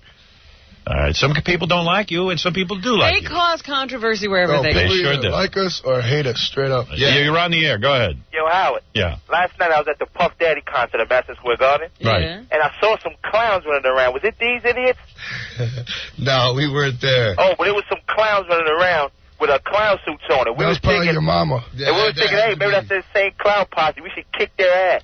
Let me tell you something about Puffy Daddy, all right? Let me hear this. Yeah, go on about him. Let me tell you something about Puffy Daddy. It's saying Clown Posse turned down the Puffy Daddy tour. We turned down Lollapalooza. Oh, listen. All right, shut up. For one, these guys, right, they're going around, they're trying to act black. For one, black people don't use posse no more. So you're late. Get off the bandwagon. These guys are whack, running around like clowns. I'm a clown, brother. I'm not trying to be black or white or green. Are you trying to be a clown? Well, you're doing a good job at that. I'm a clown, and now I see why you guys get in so much trouble with the law. The fans provoke you. Because they're clowns. All right. People are look at the guy. so tough over the radio. You know what I'm saying? This guy thought he saw you with the Puff Daddy show and he wanted to beat your ass. He wouldn't step. Oh, that hey, there goes Insane Clown Posse. Me and my boys should kick your ass. You're sitting in your house, in your safe, friendly house. Would you invite this guy to his show? Puffy played New York last night, so this kid's obviously from New York. Do you know where the studio is? You punk ass. Do you know where the studio is? Where's the studio? Come down to the studio, and I'll stick my big clowny foot in your ass. Yeah. Are you willing to come down here and meet with these guys? Man, any day. Me and my crew. Good. Any day. Get down here now. You have a crew. These guys will beat your ass. We deep. We run deep. We were deep last night. Tell me where the clown ass. Where's the Taco Bell you work at? We'll come up there during your lunch break. Where's the car wash at? Tell me where the car wash is. I'll come up there and roll my 98 Explorer. You know, you guys. And after you do my rims, I'll kick your ass. You guys are so much different than Eric Clapton. He never promotes his albums like this. He really does. Yeah. Well, I'm through talking to these clowns. I just want to say, congratulations on your award. Thank you. You need to get these clowns off his show. I like these guys. And give a shout out to Robin Vega and the people at Atlantic Express. Whatever. All right. Boris, you're on the air with Insane Clown Posse. Howard, got a question for you. Yeah. If you were in Howard Stern, do you think you would win that award? What? If you were in Howard Stern, if you weren't who you are, do you really think you would win that award? No, of course not. Of course not. They gave it to you only because you're I won it because I'm Howard Stern. I appeared in a movie that people like. For him. Of course, that's why I won the award. And I got a question for the Clown Posse. All right. Go ahead get your player head on. Yeah, you're such a tough guys. Why don't I come down to the show? I'll beat you, both of you, and your bodyguard. See, this guy's funny. This guy's approaching funny style. All right, you're saying, Boris, you're saying you'll come down here and beat up Clown Posse and their bodyguards. Sure, no problem. By myself, I don't need no crew. See, this guy's cool, man. Let me ask you guys something. If Jean-Claude Van Damme tried to or said he was going to kick your ass, would you be nervous about it? Yeah, I got my ass whipped so many times, you know. Right. But I guarantee you, I get one good shot off, and so his eye would be hurt in the morning, even though I got my ass whipped. Because aside of being rap stars, you know what I mean, certified gold rap stars. Did I mention that? Right.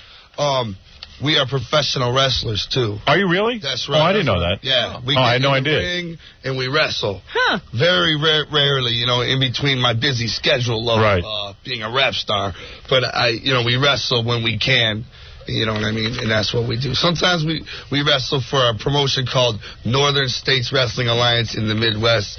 And we have hell of a shows. All right. I wanted to get you guys in here again because these guys were dissing you on the phone, so I wanted to make sure you had a chance. Punks, man. Everybody's so tough. Like, why don't you get on the American Online Internet and diss somebody? You know, you're typing your fingers away, you're all of a sudden big and tough, you know what I mean? Right. You guys really get in there and mix it up with your fans. Mike, you're on the air. Yeah, man, I wanted to tell the Insane Clown Posse, y'all are my heroes. Hey. Man, we walk around Charlotte, North Carolina, me and my boys. You're my hero. You're my hero. We call there's a fan. You see that? We call our fans juggalos because it takes a special person with an open mind to be down with the clown. And this kid's down with the clown. That's right. We put the rednecks in the biggest center place down here. That's right. We walk around. We see the dam. All right. Well, there you go. There it is. Stay down with the clown till you're dead in the ground. I was getting nervous for you guys. I thought that everyone hated there was any fans out there. Yeah, I was getting a little nervous. All right, listen, I want to thank once again Shaggy 2 Dope and Violent J. I want to thank you for letting us come in and defend ourselves. Anytime, man. And get all these people on a list and drop it off at wherever we're playing. I'll line them all up like dominoes and knock them down. I love that you're willing to guest list and let them in the dressing room, and then they can talk all they like to. Could you imagine that dressing room when those guys start in with that? I hope it has padded walls. Oh, man. How long does it take you to put on clown makeup? Seriously, because you guys came here in full clown makeup, and you say you wear this every day, right? Every day. Right. Yeah. 10 minutes. I don't wear it when I sleep because it gets all over the pillow. Right. I have worn it when I sleep, but it takes like 10 minutes to put it on. 10 minutes to put it on, and you guys walk around Detroit or wherever you are in this clown makeup. We're never anywhere. I walk We're around. in a tour bus all the time. Right, I sit in a bus and in a house like a nerd in hotel rooms. Really? Like a nerd. And no, the then one when thing I do we're go out, missing... You guys bang girls in clown makeup? That's the thing. The one thing we're missing is chicks, man. Chicks don't come out to our show. Really? You know what I mean? They just... It's like... It's the rowdiest, craziest show you've ever seen in your life, and it's just missing chicks. You might get a chick to lift her shirt up in the back, but she's usually 14 or something. You know? Right, like a pig, though, too, right? When you do get some hot, sexy chick, like rubbing your leg or something. Right. It's like once she's not around people, you know, she don't want nothing to do with you. Yeah, rubbing your leg Right. and licking your leg like you're a star. Then you get her backstage and you're undoing your belt. You're like, what's up, you know? And then they're like, well, you know, I'm not like that. Well, like, what are you doing licking my leg on foot? I got something else you can lick, you know? Right. And these girls do not come on to you backstage. No. I can't believe that. I thought you guys really attracted the broads. I had no idea. We're only sexy on stage. Right. We're never sexy. I know Robin's into you guys big time. You know something? I'm going to tell you something, all right? Right. And I hear everybody say this, but I know why now. Every time I look at you, I'm like stunned. Really? By how pretty you are. Oh, Swear to wow. God. Oh, her beauty increases, doesn't it? First time I came on the show, I was like, I always hear people say that, you know, and I look and I said, damn, she really is beautiful. Well, yeah. Why, thank you. You guys ever have a black woman before? So it's like the Beauty and the Beast over here. You know? You know, here's a woman who loves you guy, Karen. Yeah. Yeah, you love these guys? Oh, I love them. I love them to dance. I listen to them every chance Where you I live get. at? I live in Coward in South Carolina. Really? We'll be down there in a couple weeks. Yeah, we're coming to South Carolina. Would you go to her house and have sex with her? Sure. I was going to ask her if she would have sex with them. They seem to have the women not wanting to go all the way. But You that do. wasn't a question. And you're a black woman, aren't you? No, I'm a white lady. Oh, a white woman. Oh, I didn't know that. Well, and you look good? Yep. How old are you? I'm 23. We can do this. We can work this out. How much you weigh?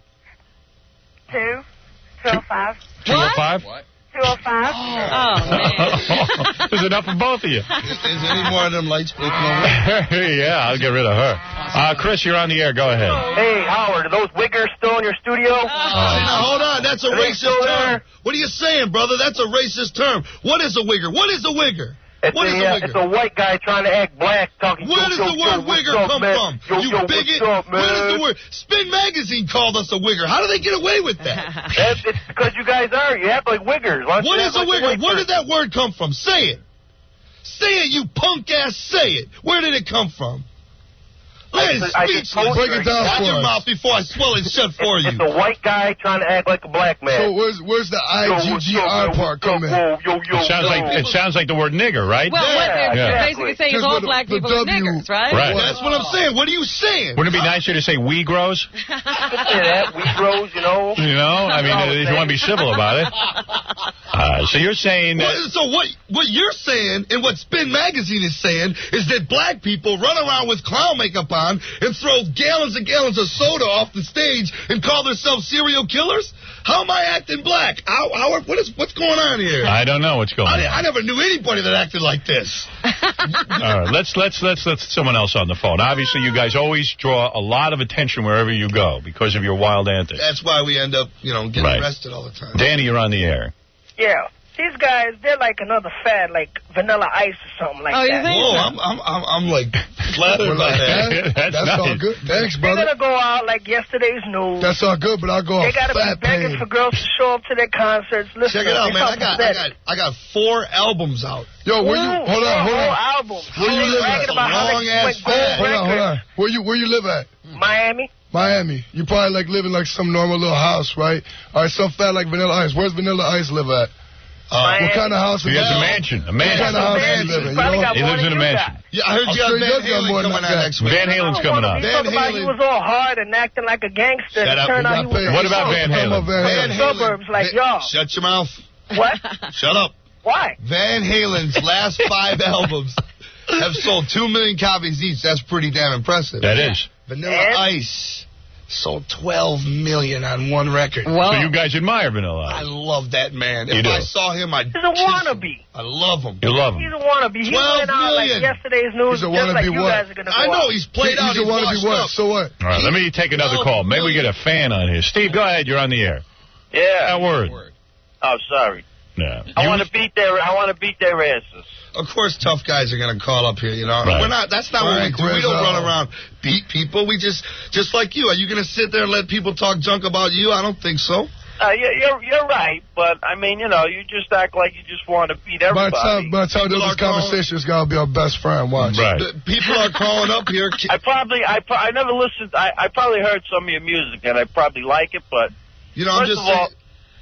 Too many artists get dissed on all the time. They're people. They don't have an image to Let's say you're sitting at This is why you guys get in fights. Someone makes fun of your clown makeup and they shit on you. So let's say this guy on the phone what is it about them? goes to work. Sitting and listening to his radio and he said, I want to beat them. A lot of guys want to beat that's why they're in trouble with the law. You guys have several suits pending, right? This guy on the radio, this guy talking right now, right? Not saying you work at McDonald's, but let's say you worked at McDonald's, right? And some kids just kept coming through the drive-thru talking mad junk to you, You're going to want to... Eventually, you're right. When they come up to get their food, you're going to pull them out their car through the window, right? Yeah, absolutely. And I'm saying just because now we ended up with a hit record, we're still not going to take that job. Victor, you're on the air. How you doing? I'm trying to get these guys... You know who listens to these guys? A bunch of hillbillies. Oh, come on. How do you know that?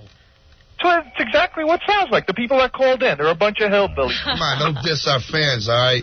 Yeah, diss your fans. You're a real tough guy. I wish you did come out of... Everybody wants to fight. What? Yeah, you're the tough guy. This is New York, big guy. We will beat your ass. That's why you got. You're a little wimp. That's why these guys always have trouble. 2 words, brother. Bring it. That's all I'm saying. I'll tell you what. I will bring it. You bring it. Yeah. What is it, 660 Madison where you guys Where are we, Robin? What is our address? 40 West 57. We're at 40 West 57. All right, tough guy. The both of you. You and your little friend over there. What is he, Baba Booey? Boy, you guys really piss people off. What do you mean? Why? There's a guy in the lobby. There's a guy in the lobby? Black guy. Looks like a regular average guy, right? Yeah. Said I was driving by looking for a black guy to kick their ass. I'm here. Really? Hold on. Join him, Hold on. How does that looking for a black guy to kick their ass? Where did that come from? Where did People make up things and Where then did we they come in. even remotely come close? I mean, there's so many guys coming in. Joey, you're coming down here to kick these. I'm coming down there right now. He's like the Clown Posse. Oh, they're fun. Well, I don't want to let the black guy in here and start a fight. Will he talk if we let him in? Put a wireless microphone on him. I'll bring him out to the green room. Bring him to the green room. Bring the microphone out to him.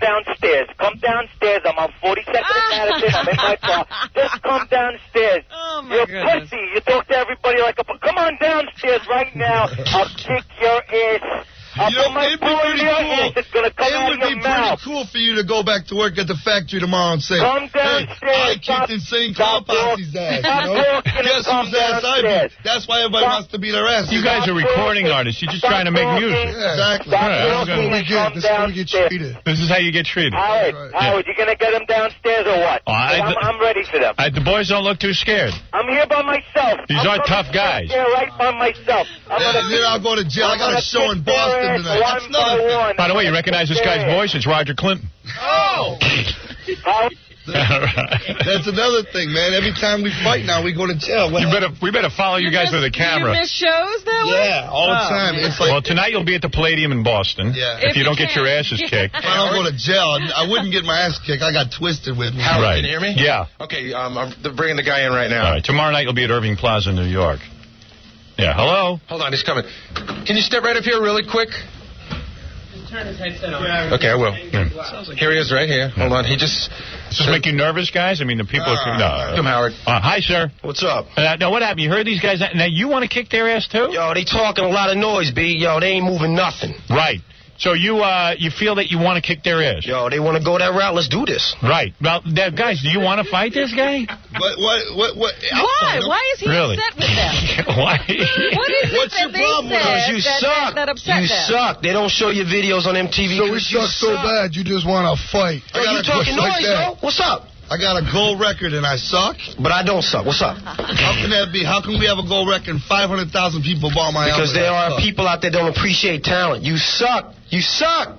Wow, you are really angry with that. I'm angry. I'm always angry. I'm the angriest black guy on the planet. And this goes on all the time with your careers, huh? Oh, yes, it does. Well, I'm talking to these two guys. This goes on all the time with your careers? Says everybody. Everywhere we mad go. at the world. Mad at the world. I don't like it when people, like our album... Let me just explain this. Our album opens up with a skit with some rednecks. Right. We have a problem with rednecks being like so racist. And when the album gets reviewed, half the people that review it say the album opens up with them making fun of a black couple.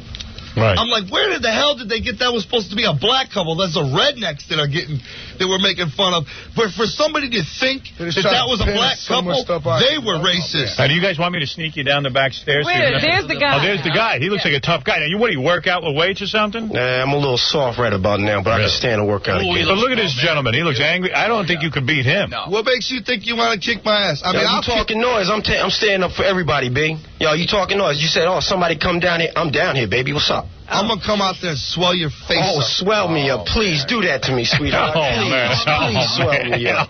Please. Well, I don't want you guys to be fighting out in the hall. Where was he on his way to when he stopped by here? I had business in the city, something work-related. Really? What kind of work you into? Telecommunications. Oh, really? And you still want to beat these guys up on the way? What do you say? He's a phone solicitor? I'm not a solicitor, my friend. You work in the telecommunications field? Yeah. Fortune 500 company. I can't say the company's name. I understand. All educated, smart, look like a reasonable guy. You want to come down here and kick my ass because I make a record. What the hell are you doing? All uneducated, talking on the radio, 70 million viewers. You talking about you going to snap somebody's neck. So I'm going to humor you. I'm called up, dissing you. What are you going to do? Nah, I take it like a man because I know nothing's going to happen. See, that's all talk. Boy, this guy's brave. You were talking a little intelligent earlier today. You saying how when you're on the road, if somebody going to roll on you. I respect that. I got no problem because you ain't no punk. Somebody going to mess with you, you got to do what you got to do. But you also insulting some other people like me. How am I insulting you? What you saying, hey, you going to snap next, come down here? So I said, I'm going to come down here. I was 2 blocks over. I said, I'm going to come down here. I'm down here. What's up? And these 2 punks you got out here with these masks, what? I'll take those guys don't scare you? Yo, get a shot at them. Look at them. No, that's Johnson. No. So wait a second. Now, so do you know karate or I know nothing. I used to box as an amateur, but that was back in the day. But I'm out of shape, though. You don't got to worry about that. But I'll power bomb that ass in the thumbtacks. Right? Oh man. Well, listen. I don't want you guys. Listen. I don't want you guys fighting out in the hall. Not here, because I can't see him face to face. If I'm in the studio, maybe me and him having a little conversation, eye to eye, man to man. I admire your bravery, though. I mean, you just walk. Well, but it's for what reason? If you came in the studio, spent on nothing. I don't know. I just admire his bravery. If you came in the studio, you might dive over the desk and try to kiss Howard or something, man. Well, when you are in the presence of royalty, royalty, you must kiss the hand of the king. But that's academic. Hey, let me tell you something. You guys are real men, all of you guys, that you're ready to fight. I'd be running out the door. Anything like this? No, man, I'm scared. I would get the hell out of the building. On a better day, my friend, me and you, we'd be hanging out. As hard as you find that to believe, me and you, we'd be hanging out. If I worked where you worked, it'd be me and you having lunch together. Backpedal. What is that? Backpedal. What's that mean? Hey, I don't know. You backing down. You're backing down. You supposed to be, where you from, Detroit? I heard it was hard out in Detroit. You sound like a little girl, baby. Down. What am I going to do? Am I going to go to jail and miss the 3,000 people that bought tickets to my show tonight just to kick your stupid ass? Well? Come on, man. You ain't even worth one punch. I'll tell you what. Your face isn't worth being blessed with my fist, all right? So you're not even worth my time. I wouldn't even extend my arm you know what worries me? I assure you, when you extend your arm, Shaggy Two-Dope is not saying anything. Shaggy Two-Dope's ready to go out and kick his ass. Are you getting angry, Shaggy Two-Dope? Just looking, man. Let's stop the video talk. Let's stop the video talk. Let's get eye to eye.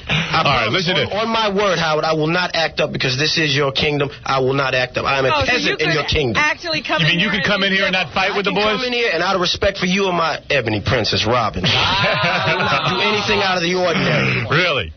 I don't know, man. I don't want you guys in here fighting. I better not. Right, guys? I think we should separate you two, right? I think so, too, Howard, because this guy's not even kidding a little bit. No, he ain't kidding at all. No. I'm a little angry. All right. But out of respect for you and my ebony princess, I will sit there like an adult, and we will discuss whatever. You see what he wants.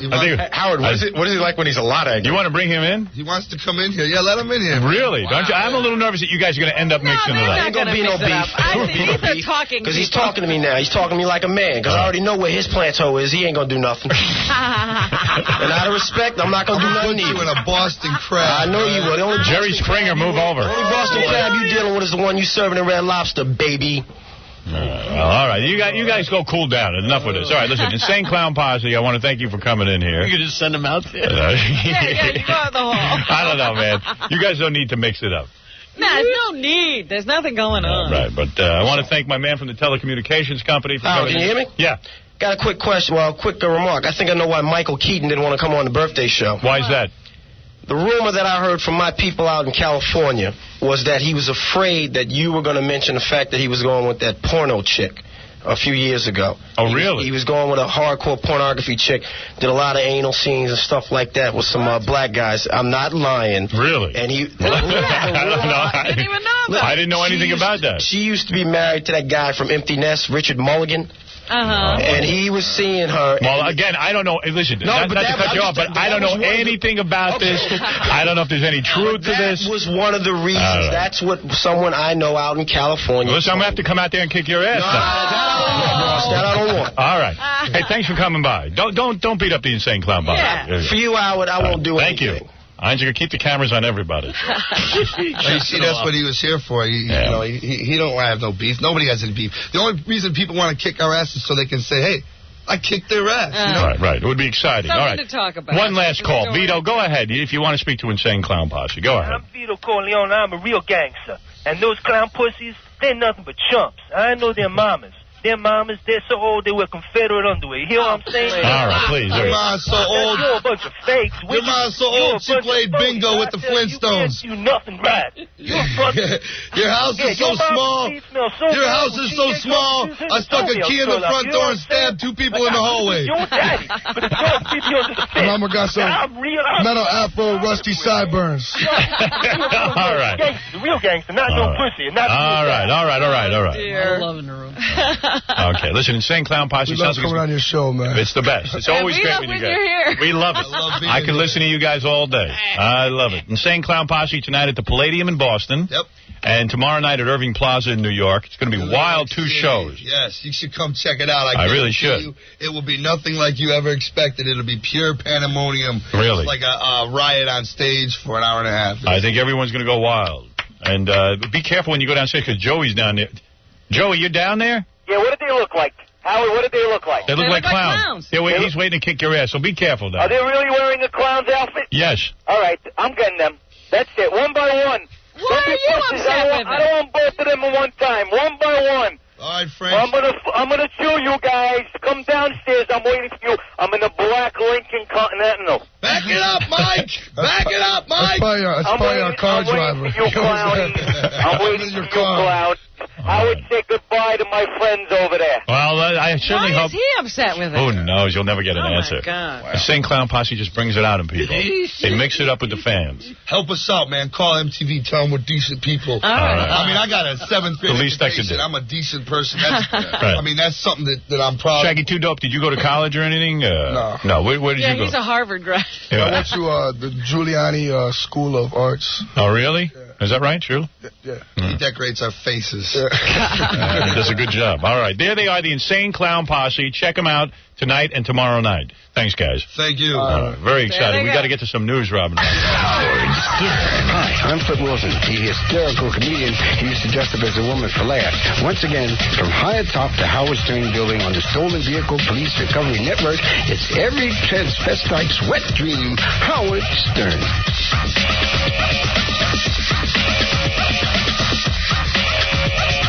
AOL long distance. If you want to get in on it, take your AOL, type in the keyword LD, and you'll be in on AOL long distance. Prices, 9 cents a minute all the time. 9 cents a minute, Robin.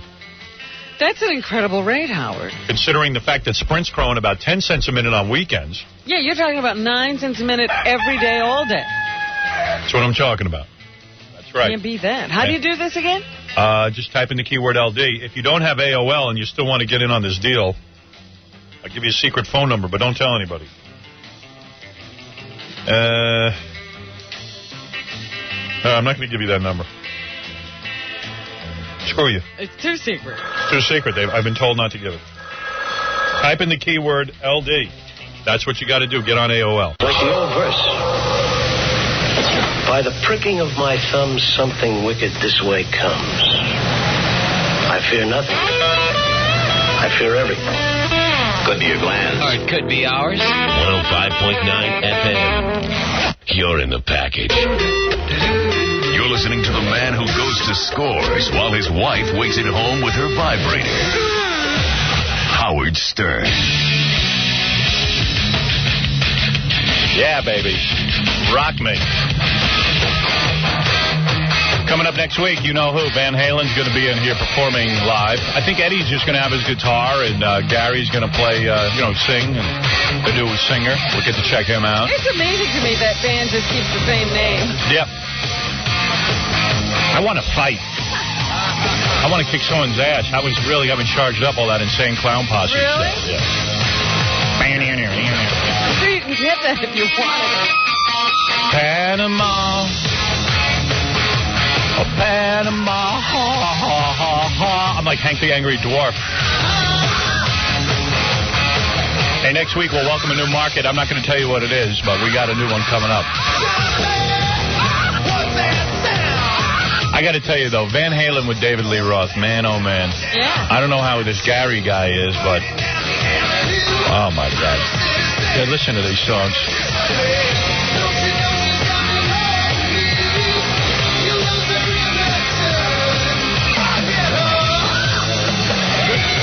Out of control. Now listen to this part. Panama. This is a great song.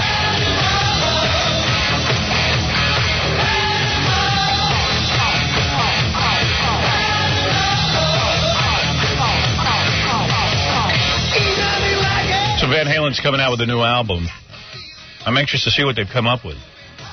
Yeah, this guy has a good voice. Yeah. Want to do some news? Sure. Okay. You know, I was just sitting here looking at the Russia Malloy column, and they're talking about Greg Kinnear's girlfriend, who's soon to be his wife. Did you see this? Yeah. She was like a topless model. Yeah. What's wrong with that? Hooray. It's time for the news. I thought that was pretty incredible. You know, you do a movie, you get a topless girl. Yep. He probably could get a topless girl before that. Well, he's been with her for a while. Yeah. Yeah, she's really, really beautiful. Yeah. He's a good-looking guy, too, I guess. You think he's good-looking? He's not that great looking. Right. He's like an everyman kind of a look, too. Right. Yeah, he looks like me. You're special. You're not every man. You know, when Melanie was in here for my movie, you know, she always carries on like I'm a great-looking guy, and I started to feel like I was really handsome. Then I went in the bathroom to take a leak, and I looked in the mirror, and I go, oh, my God. She is lying. She is so lying. She could convince you, though. Yeah. See, you should never look in a mirror. You should just listen to her. I look in the mirror, and I go, Happy Halloween. Take her word for it. Yeah. Because, oh, you look great. I'm like, yeah. Oh, don't listen to you. God, am I a mess. I was watching the tape of me on the Blockbuster Awards. Am I hideous or what? No. Oh, my Lord, Robin. What's wrong with you? I don't know what you were doing next to me. Everybody else looks normal, and I don't. Stop it. I swear to you. This is all in your mind. You have an illness. I do. I'm very ill. Take a Cold-eeze.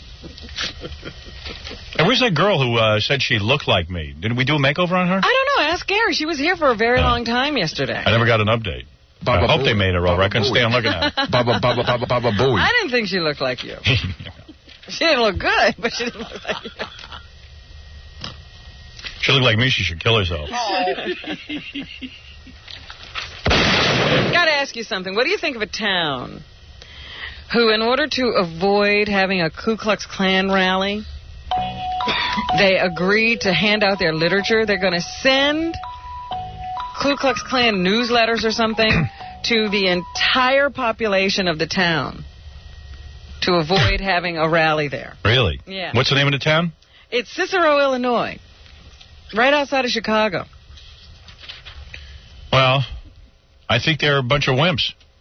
They said they were trying to avoid violence. You know, they, I guess, had heard from a lot of people that they were going to, organize counter-protests to the Klan rally, and the Klan was going to be there, and they decided, oh, my goodness, there's going to be all kinds of bloodshed if we let these people march through our town. So they said, no, don't march. Just give us your leaflets, and we'll send them to everybody. I don't know. It seems kind of silly. Sending out Ku Klux Klan. Yeah, because, some people are saying this is like a government endorsement. Yeah. The government is sending you this stuff. Yeah, I don't know. That seems kind of wimpy. So that's what they're doing in Cicero. Now people are all upset. They don't even, they were afraid of the violence, and now they're upset about the solution. Meanwhile, we could be hearing the president's own words in response to his being questioned about his relationship with Paula Jones and Monica Lewinsky and some other women who have passed through the White House. The attorneys for Paula Jones have to go into court to answer the charges by President Clinton's lawyers that the case should be dismissed because there is no cause. I'm almost sure I don't care. You know what I mean? I think there could be some more titillating, juicy gossip that comes out of this. Well, then I guess I'll be into that. But that Kathleen Willey is cooperating with them, and she apparently has given some graphic testimony about how President Clinton put his hand on her breast and then put her hand on his groin and then grabbed her and said, I've been waiting to do this a long time. He's an amorous mother. Now you've got me aroused. Well, if it's true. Yeah. Oh, come on. It's got to be. Hey, did you see that, what's her name? Paula Jones got a makeover. Right. Now, that fat broad Ann Tripp. Yes, she got one, too. She got a makeover, too. But still. But but her makeover she did herself. She put some blonde highlights in because she was upset that John Goodman played her on Saturday Night Live. She was tired of them using all the old pictures in the newspaper. All these people think they're celebrities now. Yeah, well, she also is complaining that she's been demoted as a result of her cooperation with Kenneth Starr. She has this Pentagon job. Well, she should be fired, not demoted. I mean, she did something illegal. What did she... Well, they haven't determined that yet. She taped people without their knowledge. Filed. Really? That's not against the law as long as one person knows they're being taped, apparently, in Maryland. Too bad. I thought that's where the taping occurred. Yeah, maybe you're right. So, anyway, yeah, she's complaining that, testifying against the president has gotten her demoted. And she's upset about that. You know in the Oval Office they keep roofies in the candy dish?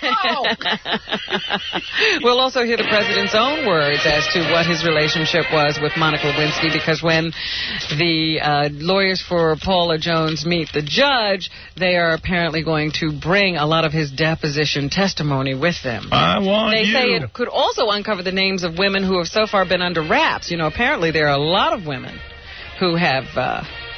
given depositions in this case, and we don't know who they are. We could find out as a result of today's hearings. I feel your pain and your breast. I want you to eat candy from the candy dish. May look like a roofie with a Tootsie Roll. You might want to swallow that Tootsie Roll some water. So what are you going to do? This is our president. Meanwhile, I see Hillary's being awfully quiet lately. Yeah. It's getting a little heavy, huh? I guess she can't even defend him anymore. I hear Chelsea is so mad at the president, she won't even pose for pictures with him. No. Yeah, that's what's in the paper yesterday. Wow. Yeah, well. Kid doesn't understand. Wait till she gets older. She's been married a while. President needs a little nookie. Oh, please. Nobody's going to understand that, except you. Not. No? I see you in here. I don't understand it. I'm a good man. I see you in here. You look like the president sometimes. Yeah, with Melanie, huh? I looked like I was forcing my hand on her pad. Yeah. Well, listen, I mean, you don't see a lot of Hillary, but the camera isn't her friend anyway. You're so cruel today. I feel you. So cruel. Christ, I've got wood. Always have wood. Well, we'll have to see what comes out over the weekend. At least when I'm groping women, they're good looking. You know what I mean? He's with Paula Jones and Monica Lewinsky. At least I was groping Melanie Good. Well, there could be some lookers in the pile. Jackie seemed to think Kathleen Willie was pretty good looking. Who's she? The picture the other day looked better than the other pictures. Oh, she looked good. Oh. Hey! That's what he was whooping about on the plane on the way back. Oh, I see. That Kathleen Willie was rather good looking. Better looking than I had thought. Okay. I learned something in Los Angeles. What? I learned that Minnie Driver's pretty good looking in person. I learned that. Yeah, baby. The people can be different in person. Oh, yeah. She's always been good looking. I never was that attracted until I met her. No, you didn't seem to like her looks. No. Latrell Sprewell. He's cute. He is good looking. Gives me wood. He's the Golden dangerous. State Warrior player who was suspended for choking his coach. I'll choke someone. Well, California Highway Patrol investigators have recommended criminal charges be filed against him. What? He's accused of injuring 2 people after driving 90 miles an hour and hitting another vehicle. Oh, this guy's out of control. They will advise prosecutors to file a misdemeanor charge of reckless driving against Sprewell, who allegedly tried to get back onto a freeway from an exit-only lane near Pleasant Hill, California on March 1st. What? His 1997 Mercedes struck some barrels and slammed into a Toyota Corolla, which flipped when both cars crashed into a concrete wall. This is the basketball player who choked his coach. Yeah. Sprewell was unhurt. 2 people in the other vehicle sustained minor injuries and were treated at the hospital and released. So now they are saying he should be facing criminal charges for his bad driving out in California. So bad things continuing to happen to Latrell Sprewell. He just got a reprieve from the NBA, but personal problems are still plaguing him. He should join Insane Clown Posse. I also heard a couple of women are suing Mike Tyson again. No. Yeah. Why? Again for, sexual harassment. Really? Yeah, he apparently tried to force unwanted advances on them. You know you want it. I wanted it. It ain't enforced if I want it. Don't you know who I am? I was depressed. So, conspiracy. There's another guy who can't hold on to his money because every time he gets it, people sue him for it. It ain't right. He's trying to get money from Don King, and the women are trying to get money from him. Right. I was depressed. In Boulder, Colorado, the police chief has asked the local prosecutor to convene a grand jury investigation into the 1996 murder of John Benet Ramsey. They say that the police investigation has come to a standstill. They can't find out anymore. And a grand jury can sometimes demand testimony from uncooperative witnesses. So that's what they would like to do now to try to get to the bottom of this.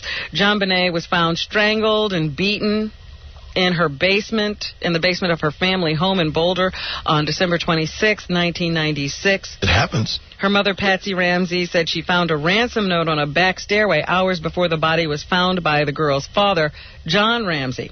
The Ramseys and police have been at odds since the investigation began, and authorities have refused to rule out the Ramseys as suspects. John Bonet's going to be a college graduate before they find her killer.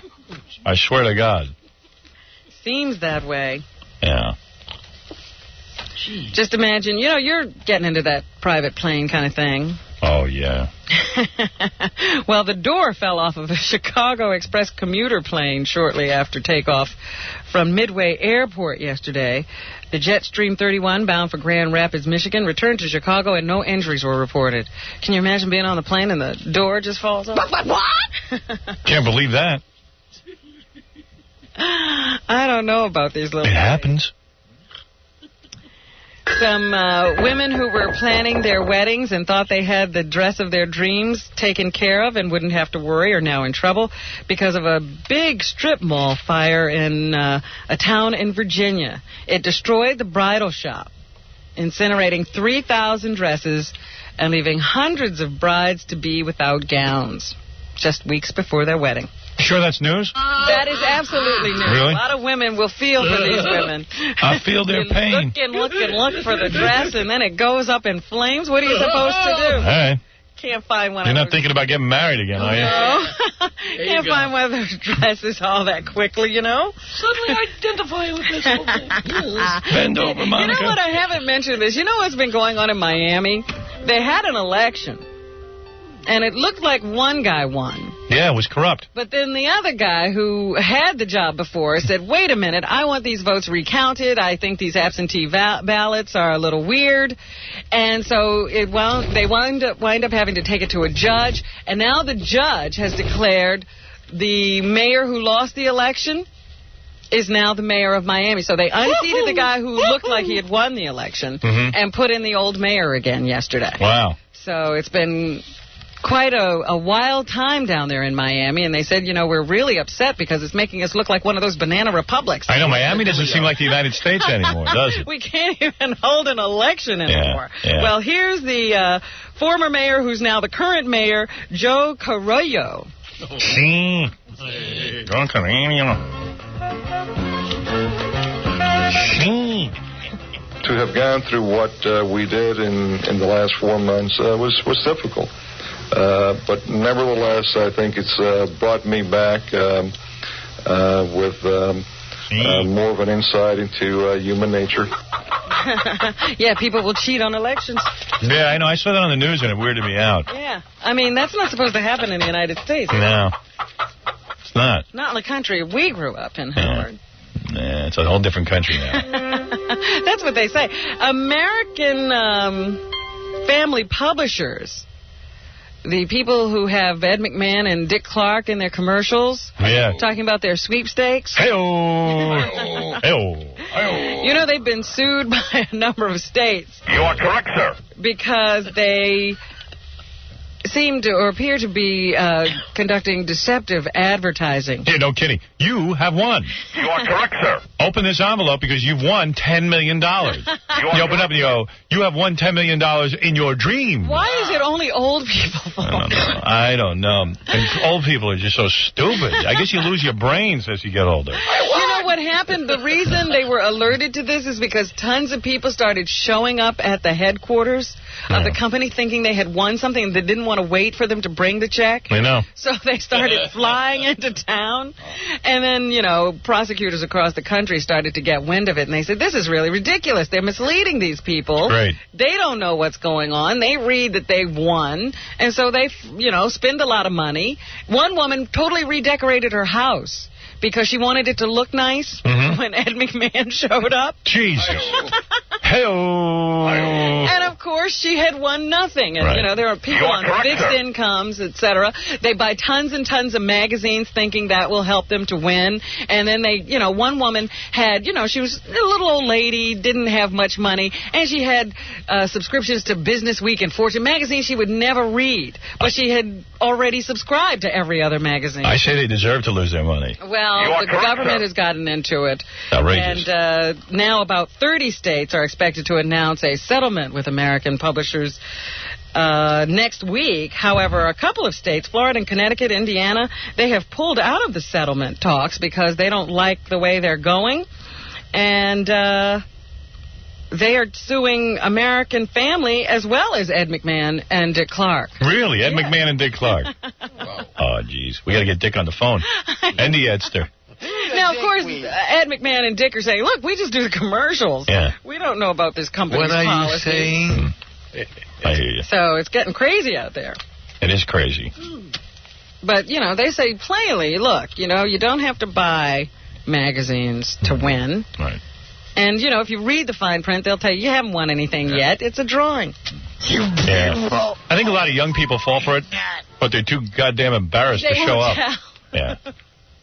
I don't know what happens now. It used to be like a weird thing when you hear that a nun had been attacked. Yeah. Because nuns used to wear those habits, and they walked around with those big crosses on their chests. Yeah. Now they've gone to civilian clothing, so you can't tell a nun from anybody else. Big mistake going to the civilian clothes.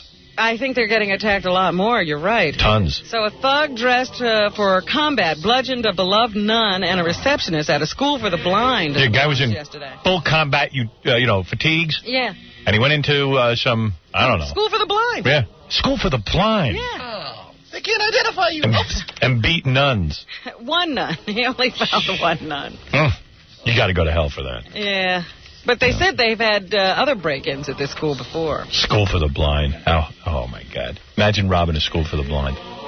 Being blind is the worst thing that can happen to you, and they rob it. Yeah.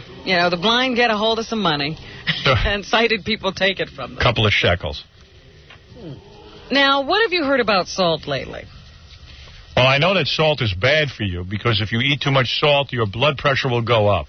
Well, that's what they've been saying. It's bad for you for a number of reasons. Your blood pressure, your heart, et cetera, et cetera. NaCl, Robin. What's that? That is salt. That's right. That's the chemical compound. Yes. That's nitrogen and chloride. Nitrogen. That's right. Na, nitrogen. Na is not nitrogen. Yes, it is. It's sodium. Right. Sodium chloride. Yes. Thank you. Why do they call it Na then? It's sodium. Why don't they call it SO? I don't know why they came up with that. Na. It's getting to throw you off. Goddamn ridiculous. Nitrogen chloride. Anyway, a new study says we have been wrong about salt all this time. In fact, a low-sodium diet could kill you. What? What's pepper? Pepper? Yeah. It's pepper. What is its chemical name? I don't know. Do you know? No. NAPR, I think.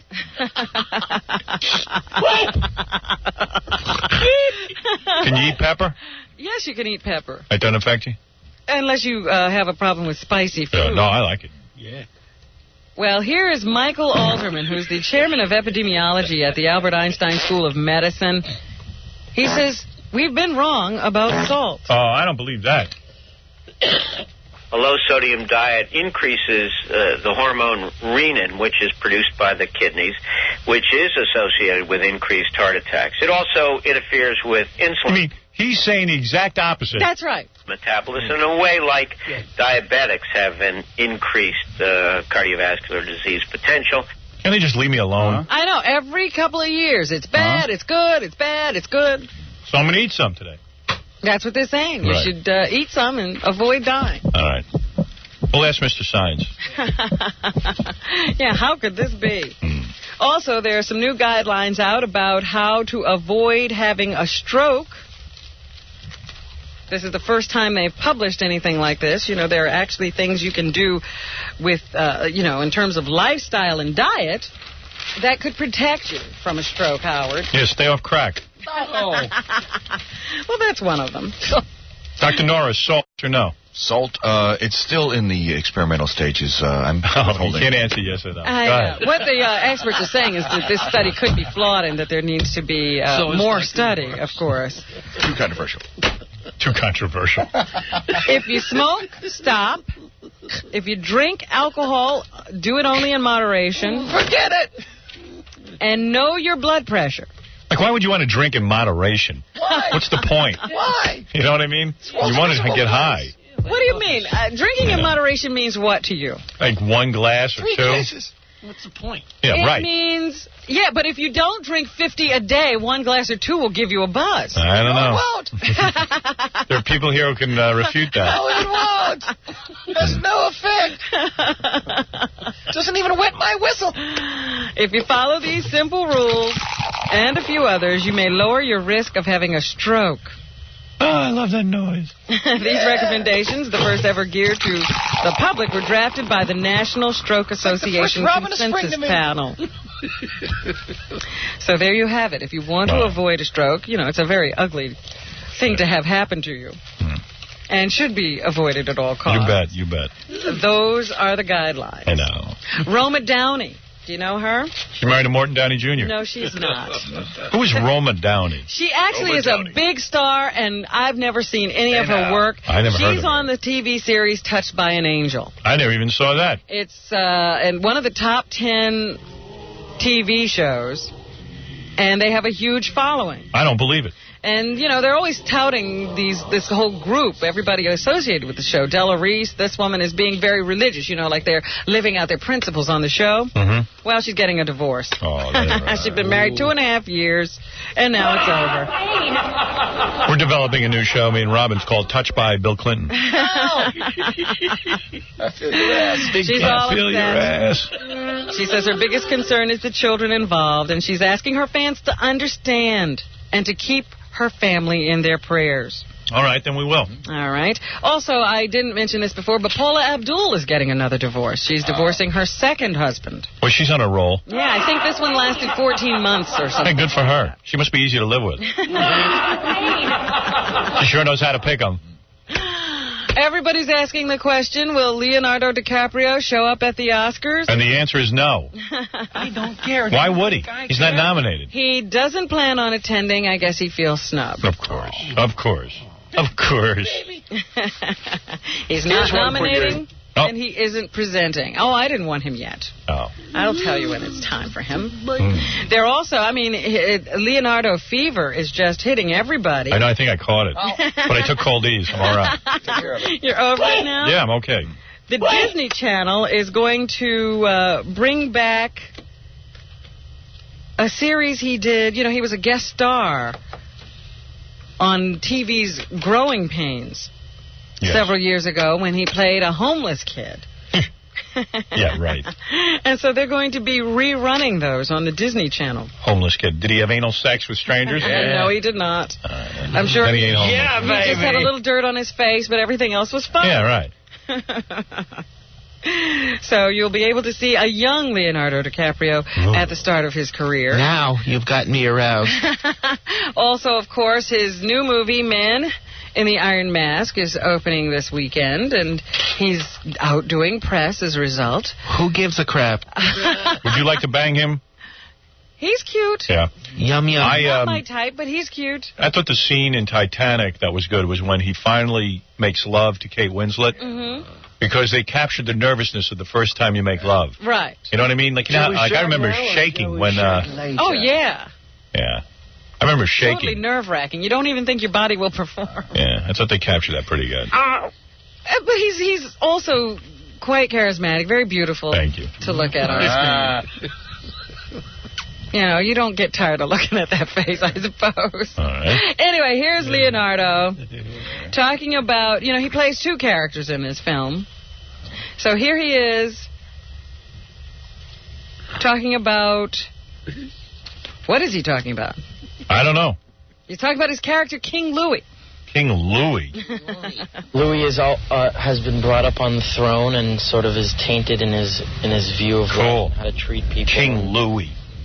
Has sort of turned into a menace and is making the people of France sort of starve. Sort of star. King Louis.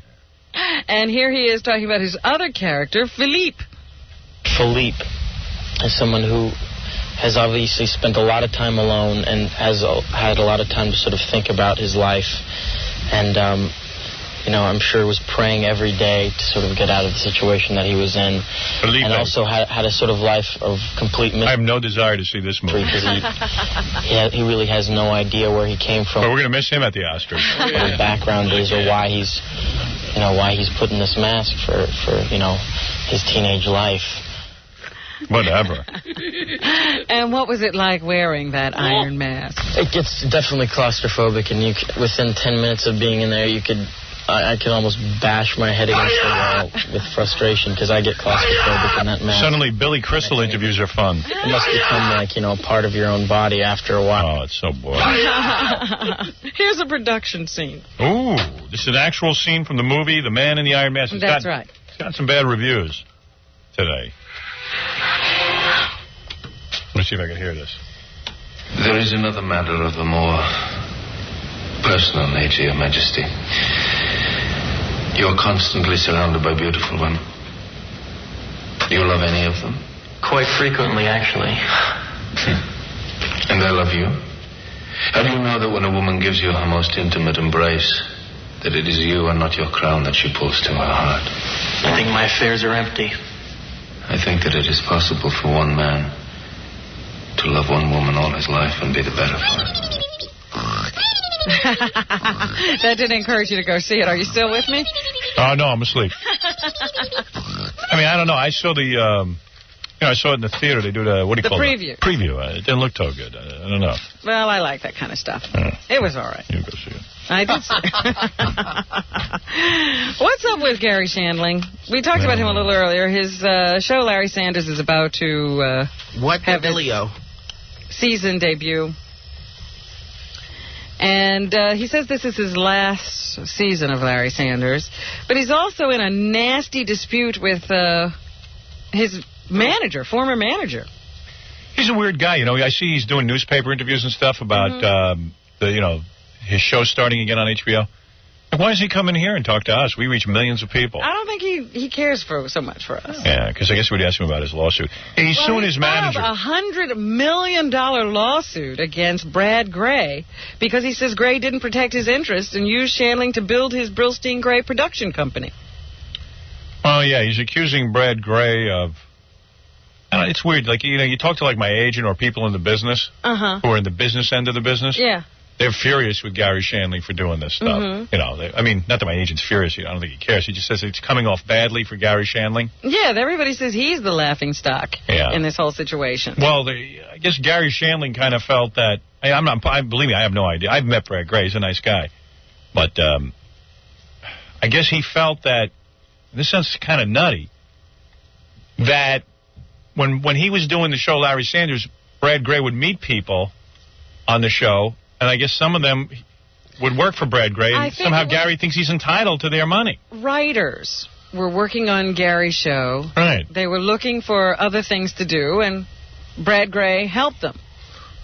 So I guess Gary he feels that wasn't protecting his interests. In other words, they should have stayed with the show, those guys. Yeah, he should never have found other jobs for those people. I don't know. Maybe he's got a point. I don't know. I don't really know that much about it. I don't either, but it just sounds to me, if you want to leave this job... You have a right to leave this job. Yeah. Who knows? I don't know. Anyway. They're just trying to better their situation. Going on out in Hollywood. And Gary Shandling isn't talking to us about it. No. Not talking to anybody about it.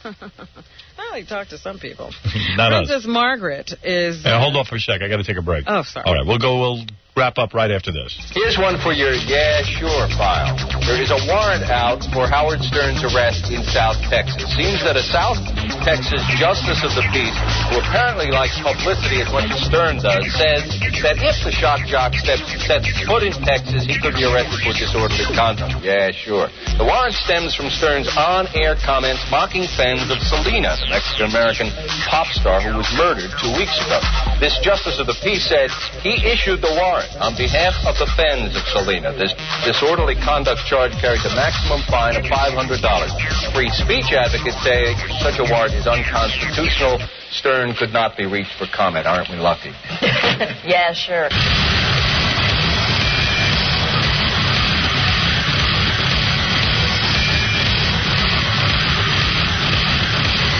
The Howard Stern Show. You're listening to a man who's hornier than Monica Lewinsky could ever be. Even if they poked her butt with Spanish Fly. Howard Stern. Don't forget, all next week on the E! Show, we'll be showing you everything we did in Los Angeles backstage at the Blockbuster Awards. What's up? Yo, what's up? What's up? Peace.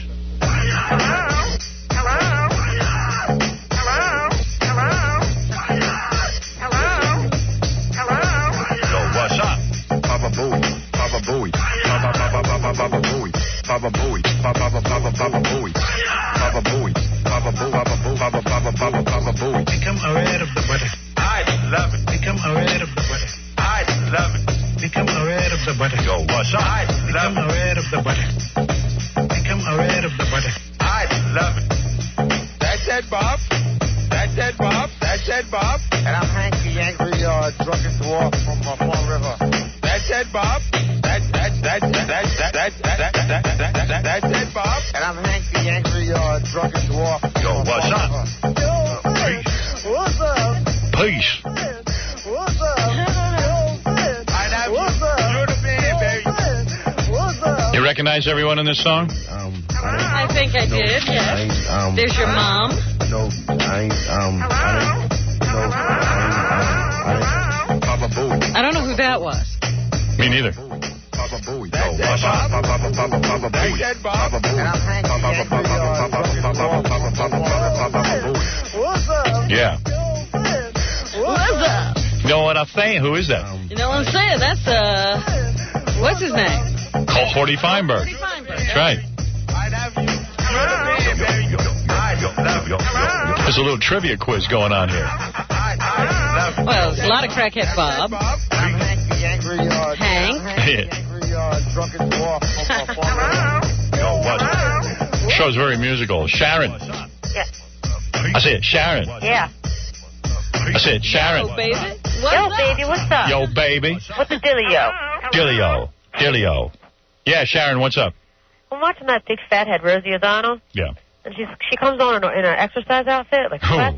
Oy vey. Yeah, that's bad enough. And then she says she's on a exercise regime, and she's doing a whopping 27 minutes on the bike every day, but she's still eating all the food she wants. Yeah, well, she's really someone to emulate.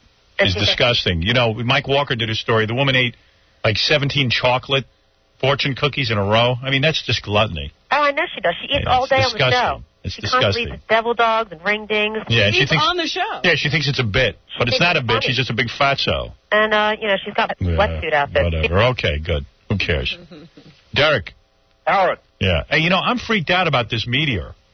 It's not going to hit us. How do you know? They recalculated. I don't know who did the first calculation. God damn. But they say now it's going to miss us by like 600,000 miles or something, which is like twice the length of the moon from the Earth. Robin, actually what happened, they figured it out that it actually wasn't a meteor. It was actually Rosie O'Donnell's head. Yeah. Well, her head has gravitational pull. That's why they think the meteor is headed toward us. Well, actually, it's an asteroid. And they say it may miss by the size of her head, so I think we're going to be pretty safe on her head affects the tides? Well, that's why the meteor is staying away. Yeah. It might get lost in that head. Could happen, Jason. Hey, Jason. Hey, Howard. I'm a first-time caller. You're Jason. I'm Howard. Yeah. I listen to your show every day, from 6 in the morning all the way to Thank you. Yeah, I'm a big fan of yours. Yeah. And Robin? Yes? Yeah, you are very attractive. I was watching the Emmys. Absolutely. And you were very attractive. Oh, thank you. I wasn't on the Emmys. And I saw what you did the head of last year. That was great. That was fun, man. Yeah. I can't believe you did that. Well, actually, I can, but... I humped her. I dry humped her. In front of how many millions of people? Sir, were you nude when you watched that? What happened? Were you naked when you watched that show? Nah. Oh, too I was bad. close. I knew you were going to win. You deserve the Emmy. Thank you. And, all my life I want to be an artist, but being on the radio like you sounds fun. How old are you? 16. Yeah, it's a real joy. I know. One day I want to be on the radio like you. Oh, yes. By the way, you have the voice and the delivery for it. I do? Yes. You're very, very talented with your oral communication. So far, you've said Emmy. You've said some other things. Is Gary there? Yeah. What college will you be robbing? Going to? All right, Actually, I don't know. I'm only in 9th grade. Really? You're 16 and you're in the 9th grade? I got left back in 5th. Well, you're perfect to be a disc jockey. You can make it in radio. Yeah, you picked the right career. Thank you. And you're all right, thank you. Wowee. Hey, are you interested in what the top 5 songs are? I'll do that on Monday. We'll do that Monday. Go ahead. Do you know we're trying our first death penalty case here in New York? We have had the death penalty since that was your a part of your platform, and you relinquished your support and gave it to Governor Pataki. He made sure that we got the death penalty here in New York. And finally, somebody's going to get tried. Who is it? Jackie. Hey, that was a funny joke Jackie told yesterday, by the way. I want to compliment him on that. That 3 times 3 equals 9. Do you remember it, Robin? Oh, give him another chance? Yeah, that was good. Come on. You did. That was a good joke. That really was. Why are you saying that? I'm saying it because it was funny. Thank you. A lot of people told me it was funny. Yeah. So who's the guy who's going to be on the death penalty? What did he do? What's his crime? His name is Darrell Harris. He's a former prison guard, and he's charged in Brooklyn Supreme Court with murdering 3 people during a stick-up at a Brooklyn social club back in December of 1996. And they got proof that he did it? I have no idea. They haven't tried the case yet. Come on, you know. You know this stuff. That's what he's accused of. Apparently there is good information. Yeah, they ought to get to convict him with. All right. There's a jury pool of about 300 people for this case, and they're asking them a lot of questions. Yeah, they ask him 3 times 3. 81 questions on a 16-page questionnaire. Give him another chance. Give him another chance. They ask him things like, did you watch the O.J. Simpson trial? You telling me prison guards aren't allowed to kill people? No. What's the point of being a prison guard? Especially not at a social club. Do you listen to talk radio? Really? If so, which ones? Uh-oh. Should children be hit? Oh, yeah. If so, what should be used? Hand, fist, stick, belt? A brush. A joke tape. Can child abuse affect a person's later behavior? Oh. Yes. They're also asked to agree or disagree with statements such as execution of criminals is a disgrace to civilized society, and capital punishment is just and necessary. Right. Well, sounds like a good trial's coming up. Yeah, we'll have to see if we can actually use the death penalty here. That would be fun. Yeah. Well, nice. If the guy's guilty. It'd be fun anyway. I think so. What's the date, Howard? Do you know? Today is March 13th. And what day is it? Friday the 13th, the second. Friday the 13th so far. We had February the 13th on a Friday and March the 13th on a Friday. Are you superstitious? No. Well, there was a full moon last night. I am not superstitious. Be careful today. Meanwhile, I don't know why this woman isn't getting the death penalty. A New York woman is facing 25 years to life for killing her malnourished 3-year-old grandson. She'll get hers when the asteroid hits. Right. Barbara Briggs was convicted yesterday of second-degree murder. She displayed no emotion after a 7-day trial in Rochester. Her grandson, Keith Sams, weighed 28 pounds when he died last September. That's her.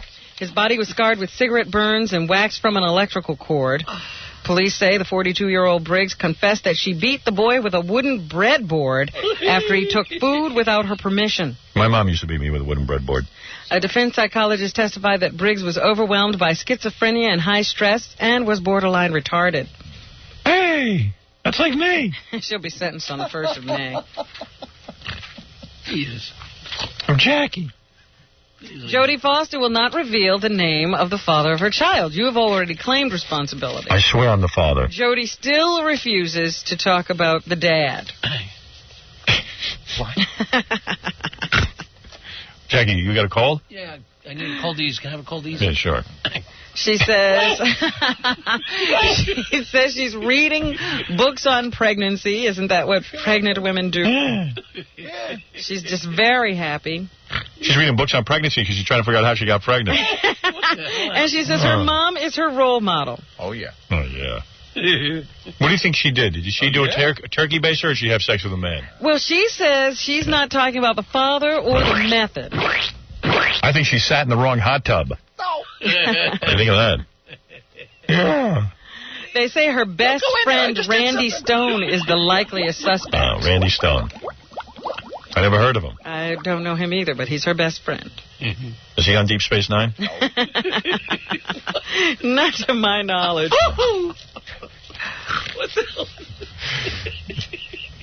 Claire Danes is signed to star in a big screen version of the Mod Squad. Oh, that's going to be good. You think so? Of course not. Why don't they leave these TV shows alone? I don't know. The show ran on ABC from 1968 to 1972. Of course, Danes would play Julie, the character made famous by Peggy Lipton. Who's going to play Link? Oh, Solid. Yeah, they're going to have to change everything. They can't talk that way anymore. Big Black could be will play that role. Insane Clown Posse. Yo, what's up? Solid. The film will depict the squad infiltrating the Los Angeles club scene. Cool. Johnny Depp has signed on to do a film biography of Howard Hughes. Johnny Depp. Johnny Depp. I think that could be good. Johnny Depp, Jerry. Johnny Depp. That'll be cool. I'll watch that. John Travolta, of course, is doing a turn as a Bill Clinton-esque president in primary colors. I'm hearing way too much about that movie. That's a bad sign. Here's John Travolta. What's he got to say? I want to hear him talk about Scientology, never mind movies. I love when he talks about it. So funny. I think it'll remind you of Bill Clinton, sure. But, of course, all the scenes, it's a mix of different scenes, and I think sometimes I will and sometimes I won't. But it's an essence or a Clinton-like character. He's been at the clay table too long. I think his head got mushed up with some clay. Jack Nicholson had some interesting things to say on a British television show. He's a funny guy. He never uses a condom. I don't blame him. He says, I'd as soon cohabit with a warm garbage bag. Well, let me ask you something. What? Isn't he afraid of, No, he said he asked his doctor. Yeah. And the doctor said, look, if you're not shooting up and you're not an active homosexual, you're as likely to get AIDS as having a safe land on you. Really? Yeah. What he's against is pleasure denial. I'm against that, too. Yeah, Jack. Pleasure denial and the fear of freedom is a more negative component in our society than AIDS. He says these things not so much because he's politically incorrect, but because they don't teach this kind of stuff in civics class. Let's get physical. Did he say if Helen Hunt was tight or not? He did also say that he's just not a monogamous man. He is never going to get married again. Right. Private investigator Don Crutchfield has written a new book called Confessions of a Hollywood P.I., and he's going to tell us what it was like to work with Michael Jackson. Or what does he have to say about Michael Jackson? What's the guy's name? Don Crutchfield. Donnie Crutchfield checking in on our show. I knew O.J. Back in the 70s, and he used to hang out at the Luau restaurant. Am I got the wrong one? Yes, sorry. You know. Hold on, wait. Who is this one? Number 5. Okay, I got it now. This is about Michael Jackson? Yes. Okay, here we go. I was hired by a media client to find out what his relationship was with the little boy in that family, the one who accused him of molestation charges. And this was before those charges were brought. And I was like the first person out of law enforcement to find out. And let me say this. If I had been his private investigator, he'd still be doing Pepsi commercials. But I don't work for pedophiles. Here's what he has to say about O.J. Simpson. You got something to say about O.J.? Wow. I knew O.J. Back in the 70s, and he used to hang out at the Luau restaurant. And, he was a great guy in front of everybody, but behind the scene, he was a little different guy. I'm just a simple private eye, but I got to figure when a guy leaves his hat, his hair, his gloves, his blood, and his shoes at the scene, he's probably been there. Wow. He's real on top of it. Yeah, well, what does he have to say about Tommy Lee? The amazing part of this, I'm not amazed at the fact that he beat her up. In fact, I'm wondering why it took so long for it to come out. What the hell does that mean? Jeez. What, is Pam a pain in the ass? I don't know. What's he saying? It's the $1 million bail. I mean, see, after O.J., here in California, the bail went to like $50,000 for spousal abuse. Only thing I can figure here is it must be $10 per tattoo. All right. What the hell is Maybe that he's mean? against that high bail. It's a joke. He needs Joke Man. And Carrot Top, we mentioned this before. He's trying to get on the show. He has a new movie coming out called Chairman of the Board. Jackie was thinking of calling himself Carrot Top, but then he went with Jackie the Joke Man. And here Carrot Top will tell us the difference. Play number 9 first. The difference between stand-up and acting in film. You do jokes, bam, you get that instant feedback. There's 2,000 people like, man, that was funny, woo, you get the energy, your hair throws back. You can't describe that feeling. It's like cheaper than... I've never done drugs like heroin or anything, but I'm sure it's got to be a substitute for that because you don't get that same kind of rush. It's like, wow. It takes a couple hours to come down off that. We're in the set, boy, you sit around all day waiting for relights, this, that, setup, da-da-da, lunch, break, and finally they're like, okay, we're ready for you, action. Actually, it's more like, we're all counting on you, Carrot Top, action. They call him Carrot Top on the set? I guess you call him Carrot Top all the time. Why was this a good project for him? Jesus Christ. I mean, you're on a movie set with this guy and you got to call him Carrot Top?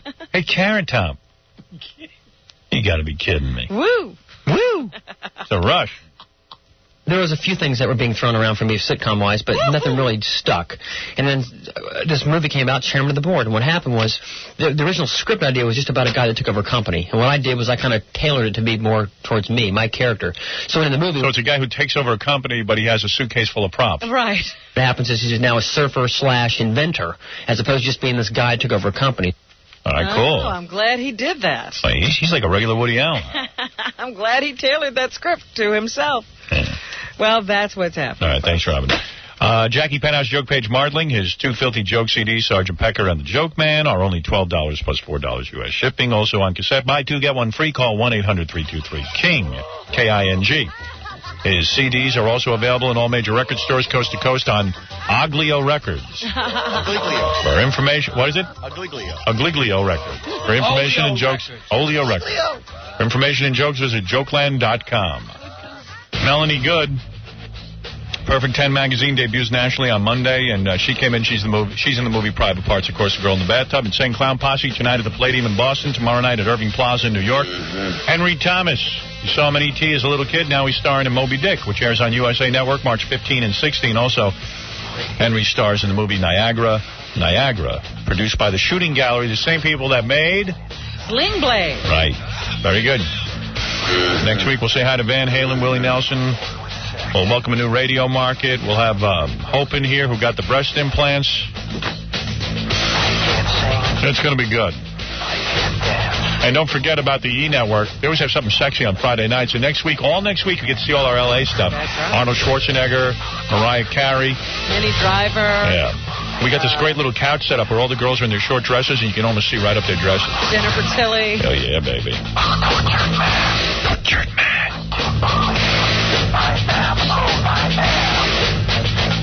Everybody have a good weekend.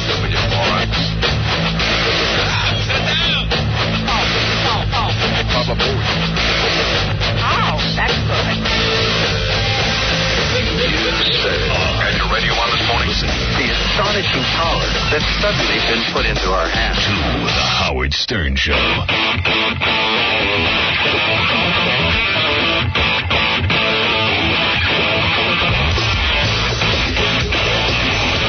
This is... What'd you say your name was again? The Howard Stern Show.